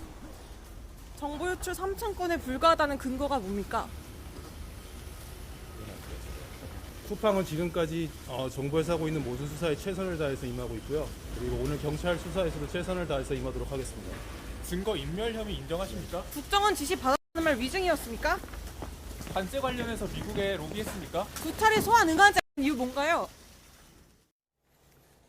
네, 통역도 있긴 했는데 기자들의 질문에 자기가 하고 싶은 말만 하고 들어갔습니다. 앞선 국회 청문회에서는 이렇게 책상을 치면서 호통치는 모습까지 보였었는데 오늘은 어쨌든 조사에 협조하겠다고 밝혔어요. 그렇죠. 이 지금 세 차례 소환 조사 끝에, 그러니까 세 차례 요청 끝에 지금 소환에 응했습니다. 이 소환에 들어가면서 유의미한 이야기를 할 것이다라는 부분은 좀 예상하기 어려웠습니다. 그렇죠. 네. 저 정도의 발언 수준밖에 할 수 없었을 것이고요. 일단 조사 과정에 성실하게 임하겠다라는 기존의 입장 정도만 반복했다고 보여집니다. 통역을 대동해서 왔습니다. 원래 이렇게 수사기관의 요청에 의해서 외국인이 수사를 받을 때 이 수사기관 입장에선 당연히 통역을 붙여줘야 되고요. 이 수사기관이 함께하는 그런 통역관들이 또 별도로 있습니다. 어떤 법적인 용어도 포함되어 있고 수사기관에서는 특히 중요한 쟁점들에 대해서 또 이 피의자의 방어권 보장 측면에서 전문 통역관을 쓰이기도 해왔는데 네. 로저스 대표 같은 경우에는 본인이 이제 고용한 본인의 통역관을 지금 대동하고 수사를 받으러 가는 것으로 보여지고요. 예. 언어적인 그런 장벽이 있는 만큼 기자들의 질문에도 사실상 통역이 곧바로 통역을 하지도 않았고 이 질문은 그대로 답변하지 않은 채 들어가는 모습도 이제 확인할 수 있었습니다. 네, 지금 조사에서도 통역이 이루어지고 있을 것 같은데 1차, 2차 소환에는 이제 불응을 했잖아요. 3차 만에 나온 건데 왜 지금 나왔을까요? 이 세 번째라는 것이 실무상 굉장히 중요한 의미를 예. 가집니다. 예. 보통 이제 소환을 한두 차례 했는데도 마지막 이제 3차 소환에까지 불응하게 되면 이제 강제적인 수사에 돌입할 수 있다는 그런 부분들이 통계적으로 확인이 되고 있거든요. 예. 이것도 무조건 3차례 불응하면 곧바로 체포영장 발부된다라고 연관 지을 수는 없겠지만 일단 계속해서 수사의 필요성은 언급이 되고 있고 수사가 필요함에도 지금 미국으로 출국을 해버렸기 때문에 이 부분도 좀 계속해서 문제점으로 지적이 됐습니다. 예. 그래서 이미 2차례 불응했는데 이번마저도 불응한다면 어떤 조치가 취해지는 것 아니냐 이런 부분도 상당 부분 압박으로 작용을 했으리라고 보고요. 네. 당연히 변호인단과 상의를 했을 텐데 이번에도 불응하면 수사기관에도 성실하게 임하고 있지 않다라는 인상을 심어줄 수밖에 없고 이후에 출국 정지 등의 조치가 취해질 수도 있기 때문에 이번에는 출석해야 된다라는 그런 조언도 충분히 받았으리라고 봅니다. 예, 이 쿠팡이 자사 정보 유출과 관련해서 지난해 12월에는 자체 조사 결과를 발표해서 논란이 되기도 했잖아요. 당시에 그 정보 유출자가 쿠팡이 딱 적힌 쿠팡 에코백에 노트북을 담아서 벽돌과 함께 강해버렸다. 그래서 가게에서 다시 건져 올렸다. 이런 조사 결과를 발표한 적이 있었죠. 그렇죠. 영상도 함께 공개가 됐는데 이제 쿠팡 측의 잠수부로 보이는 사람이 그 노트북 같은 부분을 건져 올리는 부분까지도 우리가 영상을 통해 확인을 했습니다. 예. 근데 이 과정에서 영상이죠? 그렇죠. 이 조사 결과를 쿠팡 측이 발표를 했는데 이때 정부와 완전히 엇박자가 난 겁니다. 그러니까 쿠팡 측은 정부와 긴밀하게 협력을 하면서 이 피의자를 접촉하고 그리고 이 핵심적인 증거물을 압수했다. 그리고 이제 정부 측에 제출을 했다라고 밝히고 있는데 정부 측은 쿠팡과 사전에 협의된 바가 없다라고 하면서 네. 오히려 논란이 가중된 건데요. 당시에 쿠팡 측은 애초에 이제 이 개인정보 유출 규모가 3천만 건이 넘는다라는 이 정부 측의 추산이 있었는데 예. 3천 건 정도에 불과하다라고 만 분의 1로 줄였어요. 그렇죠. 유출의 범위가 대폭 축소가 되었고요. 또 일방적으로 발표한 부분, 이 부분도 오늘 수사 과정에서 다뤄질 수밖에 없습니다. 그리고 이 피해자와 접촉을 한 사정이라던가 이 증거도 수사기관에서 먼저 확인하기 전에 쿠팡 측이 이 증거에 대해서도 먼저 접촉을 하면서 네. 일부 증거가 오염된 것이 아니냐라는 그런 의혹까지 제기가 되면서요. 아마 오늘 수사에서 이 의도적으로 이 증거를 오염한 것은 아닌지 예. 정부와 어떤 긴밀하게 협조했다는 그 근거는 무엇인지 이런 부분도 집중적으로 질문이 오고 가리라고 봅니다. 네, 그러니까 여러 가지 논란을 낳은 상황인데 그렇다면 구체적으로 좀 받을 수 있는 혐의는 어떤 게 있나요?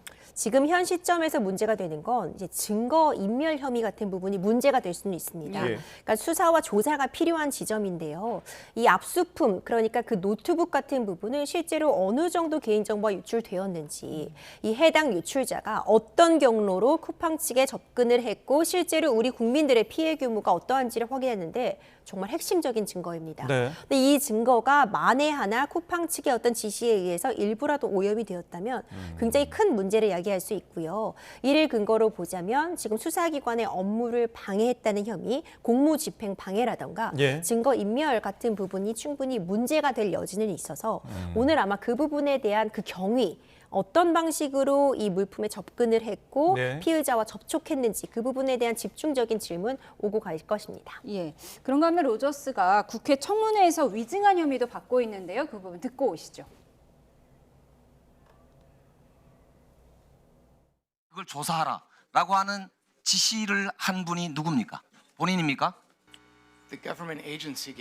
정부 기관이 저에게 지시를 주었고 전 지시를 따랐습니다. Do you think this is funny? You're 지금 accusing me 이게 of perjury. 재미있으십니까? You're telling me that 저를 I 증언 and now you're laughing. 장난하고 있어요 지금? I don't understand why I'm being treated this way. 내가 왜 이런 대우를 받는지 모르겠다라면서 좀 화를 낸 부분이었는데 이 셀프 조사는 정부가 지시한 것이다 이렇게 주장을 했어요. 그렇죠. 이 부분이 쟁점이 될 수밖에 네. 없습니다. 그러니까 정부와 쿠팡이 말 그대로 완전히 엇박자를 낸 겁니다. 쿠팡 측이 이 조사 결과다 하면서 먼저 발표를 했고요. 예. 정부는 이에 대해서 일방적인 발표였다라고 곧바로 입장을 냈습니다. 그러자 쿠팡 측이 다시 재반박을 하면서 정부와 협의한 것이 맞다라고 또 이야기를 하자 정부는 다시 또 반박을 했습니다. 아니다. 이제 현 상황에서는 수사기관의 판단을 좀 기다려볼 수밖에 없는데요.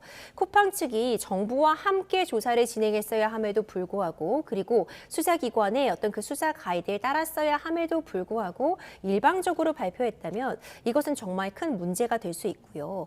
다만 쿠팡 측에서는 정부와 긴밀하게 협조를 했고 충분히 상이한 결과에 따라서 발표한 것이다. 셀프 조사가 아니라 정부와의 합동 조사였다라는 입장을 펴고 있는 만큼 네. 오늘 수사기관에서는요. 정부와 어떤 긴밀한 협조를 했다면 누구로부터 정확하게 어떤 지시를 받았는지 이에 대해서 쿠팡이 어떤 답변을 했는지 특히 저 노트북과 관련된 부분을 저기에 있다고 확인하는 그 과정이라던가 이후에 이걸 정부에게 어떻게 보고하고 수사기관에 전달하기 전까지 누가 어떤 방식으로 포렌식 등을 진행했는지 정확하게 이 타임라인별로 밝혀야지 않으면 이 의혹이 좀 해소되기는 어렵지 않을까 생각이 됩니다. 네, 여러 가지 의혹에 대해서 지금 이제 수사가 이뤄지고 있는데 지금 이 개인정보 유출 사태 이후에 쿠팡의 다른 의혹들도 불거졌잖아요. 지금 로저스 대표가 산재 은폐에 개입했다 이런 내용인데 구체적으로 어떤 건가요? 그렇습니다. 이 물류센터 노동자 고 장덕준 씨의 과로사 은폐 의혹이 함께 지금 문제가 되고 있는 건데요. 예. 이와 관련해서 당시에는 로저스가 한국 법인의 대표는 아니었죠. 네. 다만 이제 미국 법인에서 중요한 업무를 담당하고 있었는데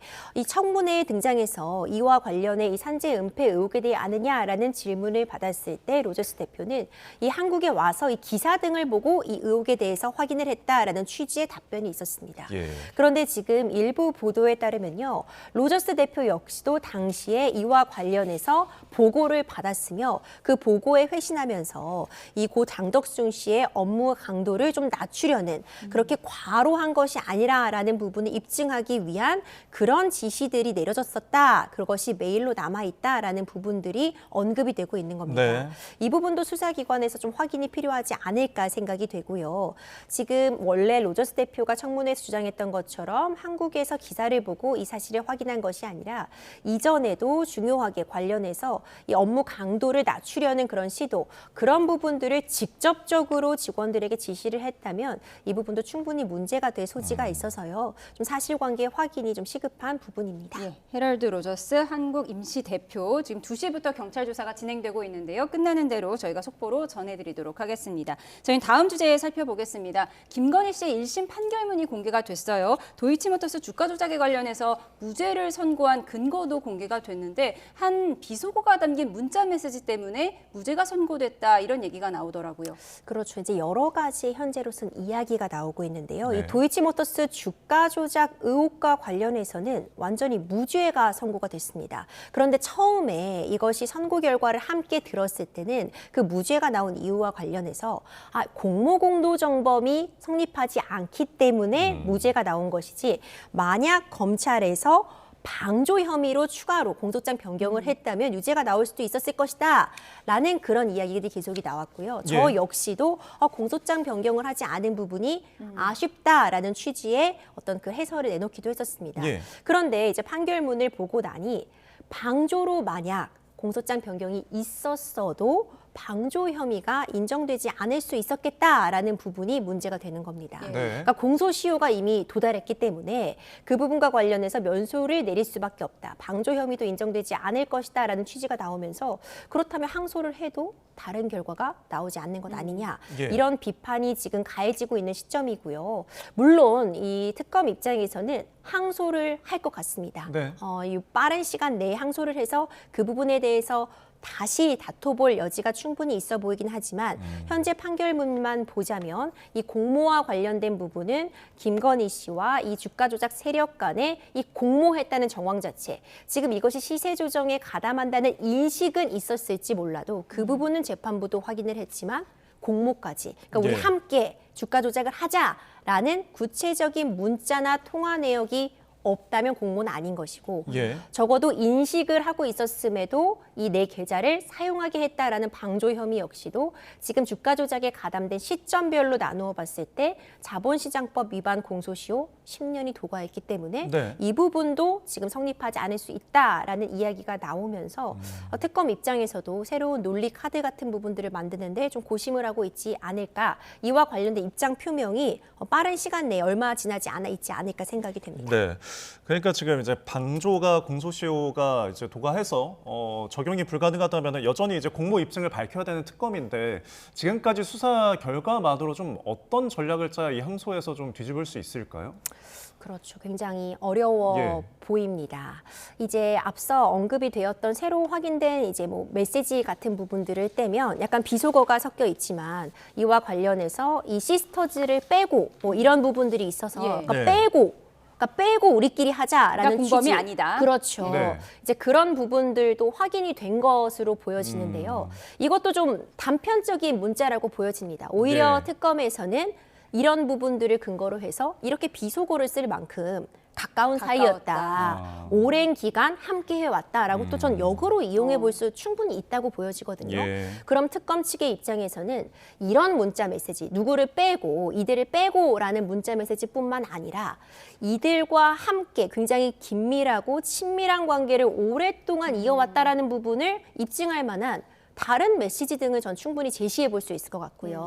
그래서 지금 애초에 공모했다는 부분에 대해서 조금 더 강력한 증거 이런 부분들을 제기해야 되지 않을까 싶고 이들은 빼고라는 문자 자체도 어쩌보자면 간접적인 증거이기 때문에 특검은 다른 유사한 문자 메시지 같은 부분들을 더해서 공모를 하지 않았다고 단정할 수는 없다. 재판부가 합리적인 의심을 갖게끔 다른 증거 자료들을 충분히 좀 제시할 만한 것이 있는지 확인하는 것이 항소심에서 굉장히 중요한 쟁점이 되지 않을까 싶고요. 이것이 증거와 관련된 부분이라면 두 번째로 법리적인 부분에서 지금 공소시효 도과가 문제가 되고 있는데 그 공소시효의 기산점을 어디로 잡을지 다른 공범들이 범죄를 완료한 시점으로 기산점을 잡을지 김건희 여사가 이런 부분 이 처음에 주가 조작을 가담한 부분으로 기산점을 찾을지 그 기산점을 산정하는 부분을 충분히 법리적으로 검토해 본다면 또 항소심에서 다른 판단을 받을 가능성은 열려 있다고 봅니다. 알겠습니다. 김건희 사건에 대한 항소심 쟁점까지 앞으로 전망을 해봤습니다. 지금까지 임주혜 변호사와 함께했습니다. 고맙습니다. 고맙습니다.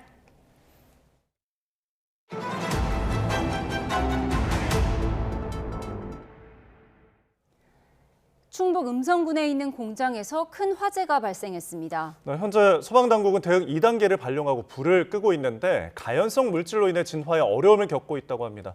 현장에 취재기자 나가 있습니다. 김기수 기자.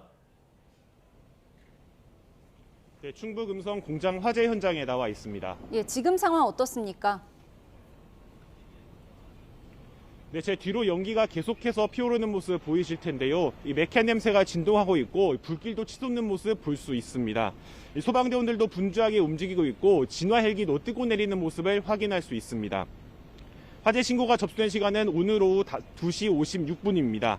충북 음성군 맹동면에 있는 한 공장에서 화재가 발생한 건데요. 이 공장은 물티슈와 기저귀 등을 만드는 곳입니다. 이 때문에 종이와 펄프 등 가연성 물질이 많아 불길이 매우 빠르게 확산하고 있는 것으로 전해졌습니다. 신고를 받은 소방당국은 오후 3시 5분쯤에 현장에 도착한 뒤 상황이 위급하다고 판단해 대응 단계를 빠르게 올렸습니다. 3시 20분에 1단계를 그리고 불과 5분 만인 3시 25분에 대응 2단계를 발령했습니다. 현재 불을 진화하기 위해 펌프차 등 장비 50여 대가 투입됐고 소방 헬기와 산림청 헬기 등 총 4대 헬기가 공중 진화를 돕고 있습니다.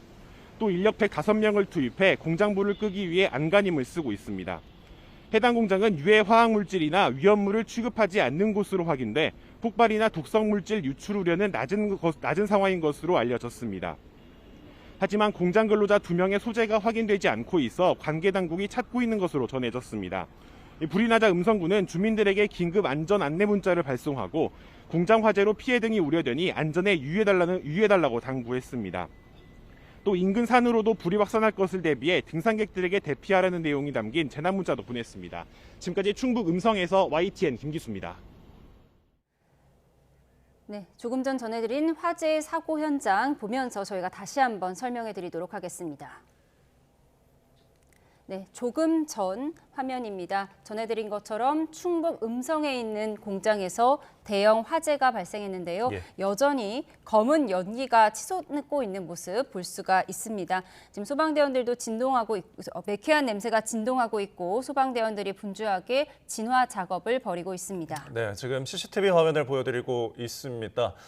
지금은 이제 현장 화면을 저희가 조금 전에 있었던 드론 화면을 보여드리고 있는데 지금 검은 연기들이 굉장히 많이 나오고 있습니다. 지금까지도 화재가 진압이 좀 어려운 상황인데 지금 이 공장이 물티슈와 기저귀 등을 만드는 곳이라고 합니다. 저희 현장 취재 카메라로 실시간으로 잡고 있는 화면을 보여드리고 있는데요.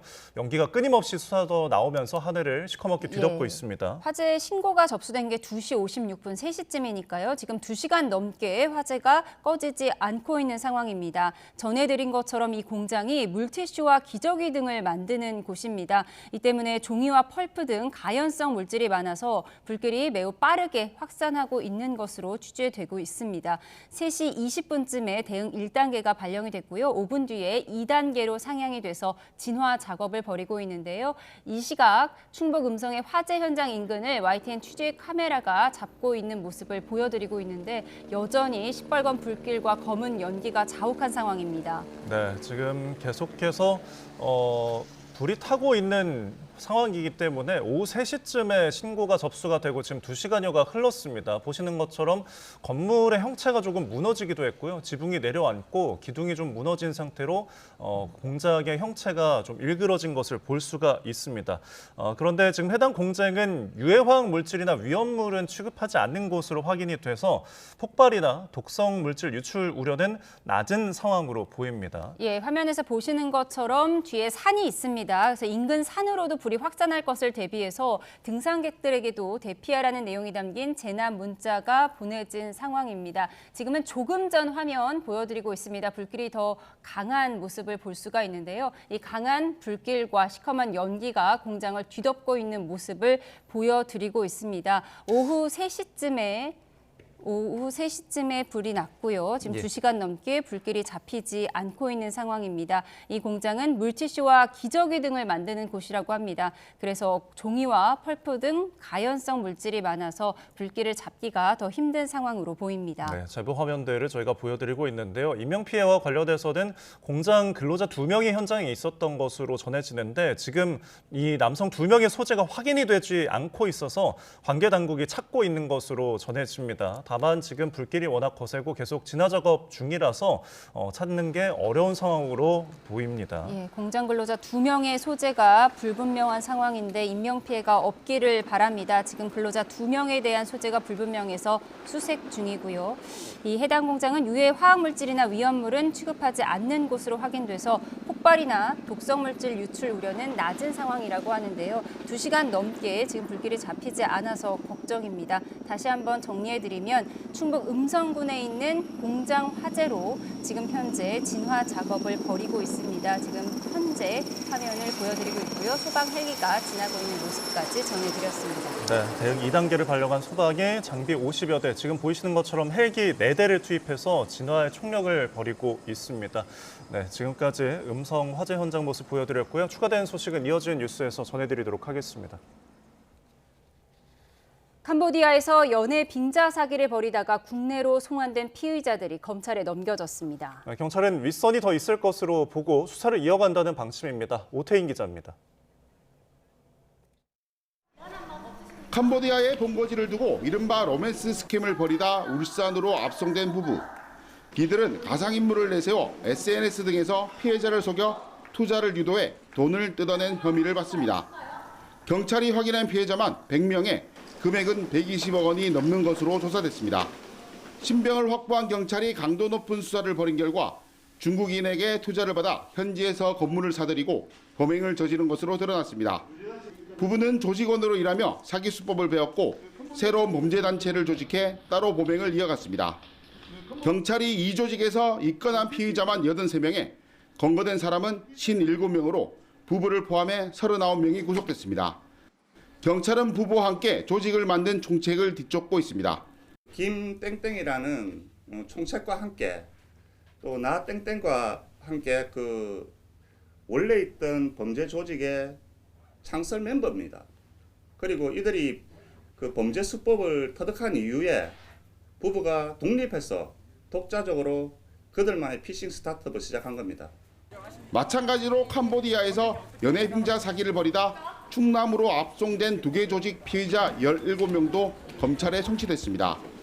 15명이 구속된 조직은 캄보디아에서 지역을 옮겨가며 범행을 저질렀고 32명에게 50억 원을 뜯어낸 것으로 조사됐습니다.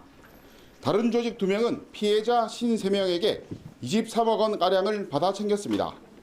두 조직 모두 서로 가명을 쓰면서 범행을 저지를 땐 휴대전화를 쓰지 않는 등 내부 보안 관리를 하면서 범행을 저지른 것으로 드러났습니다.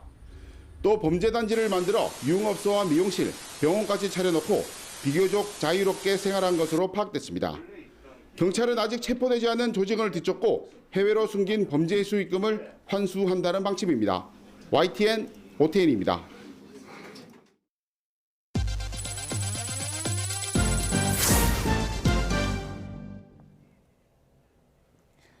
스타벅스 코리아가 지난해 겨울 이 프리퀀시 증정품으로 제공한 가습기 2종을 자발적으로 리콜합니다. 스타벅스는 배터리 과열로 추정되는 국소적 화재 발생 신고가 접수됨에 따라 고객 안전을 고려해 리콜을 결정했다고 밝혔습니다.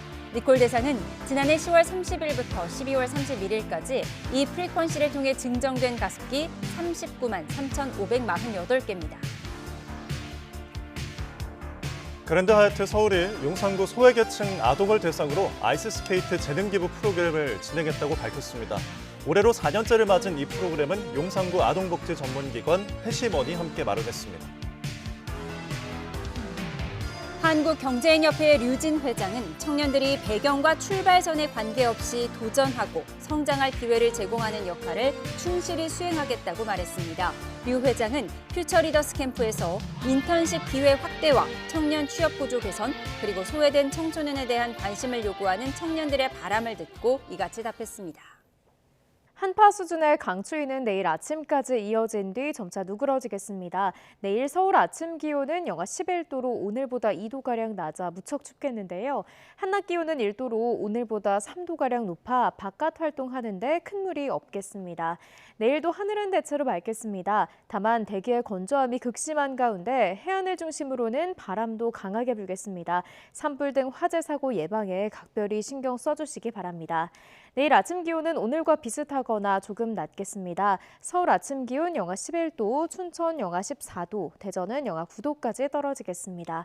한낮 기온은 오늘보다 2에서 6도가량 높겠습니다. 서울 한낮 기온 1도, 광주 5도, 대구는 6도가 예상됩니다. 당분간 심한 추위는 없겠지만 휴일 새벽부터 오전 사이 서해안을 중심으로는 눈이 살짝 지나겠고요. 늦은 밤 중북부에서 다시 눈비가 시작돼 월요일에는 그 밖에 곳곳으로 확대할 전망입니다. 날씨였습니다. 이상으로 금요일 뉴스 마치겠습니다. 함께해 주신 여러분 고맙습니다.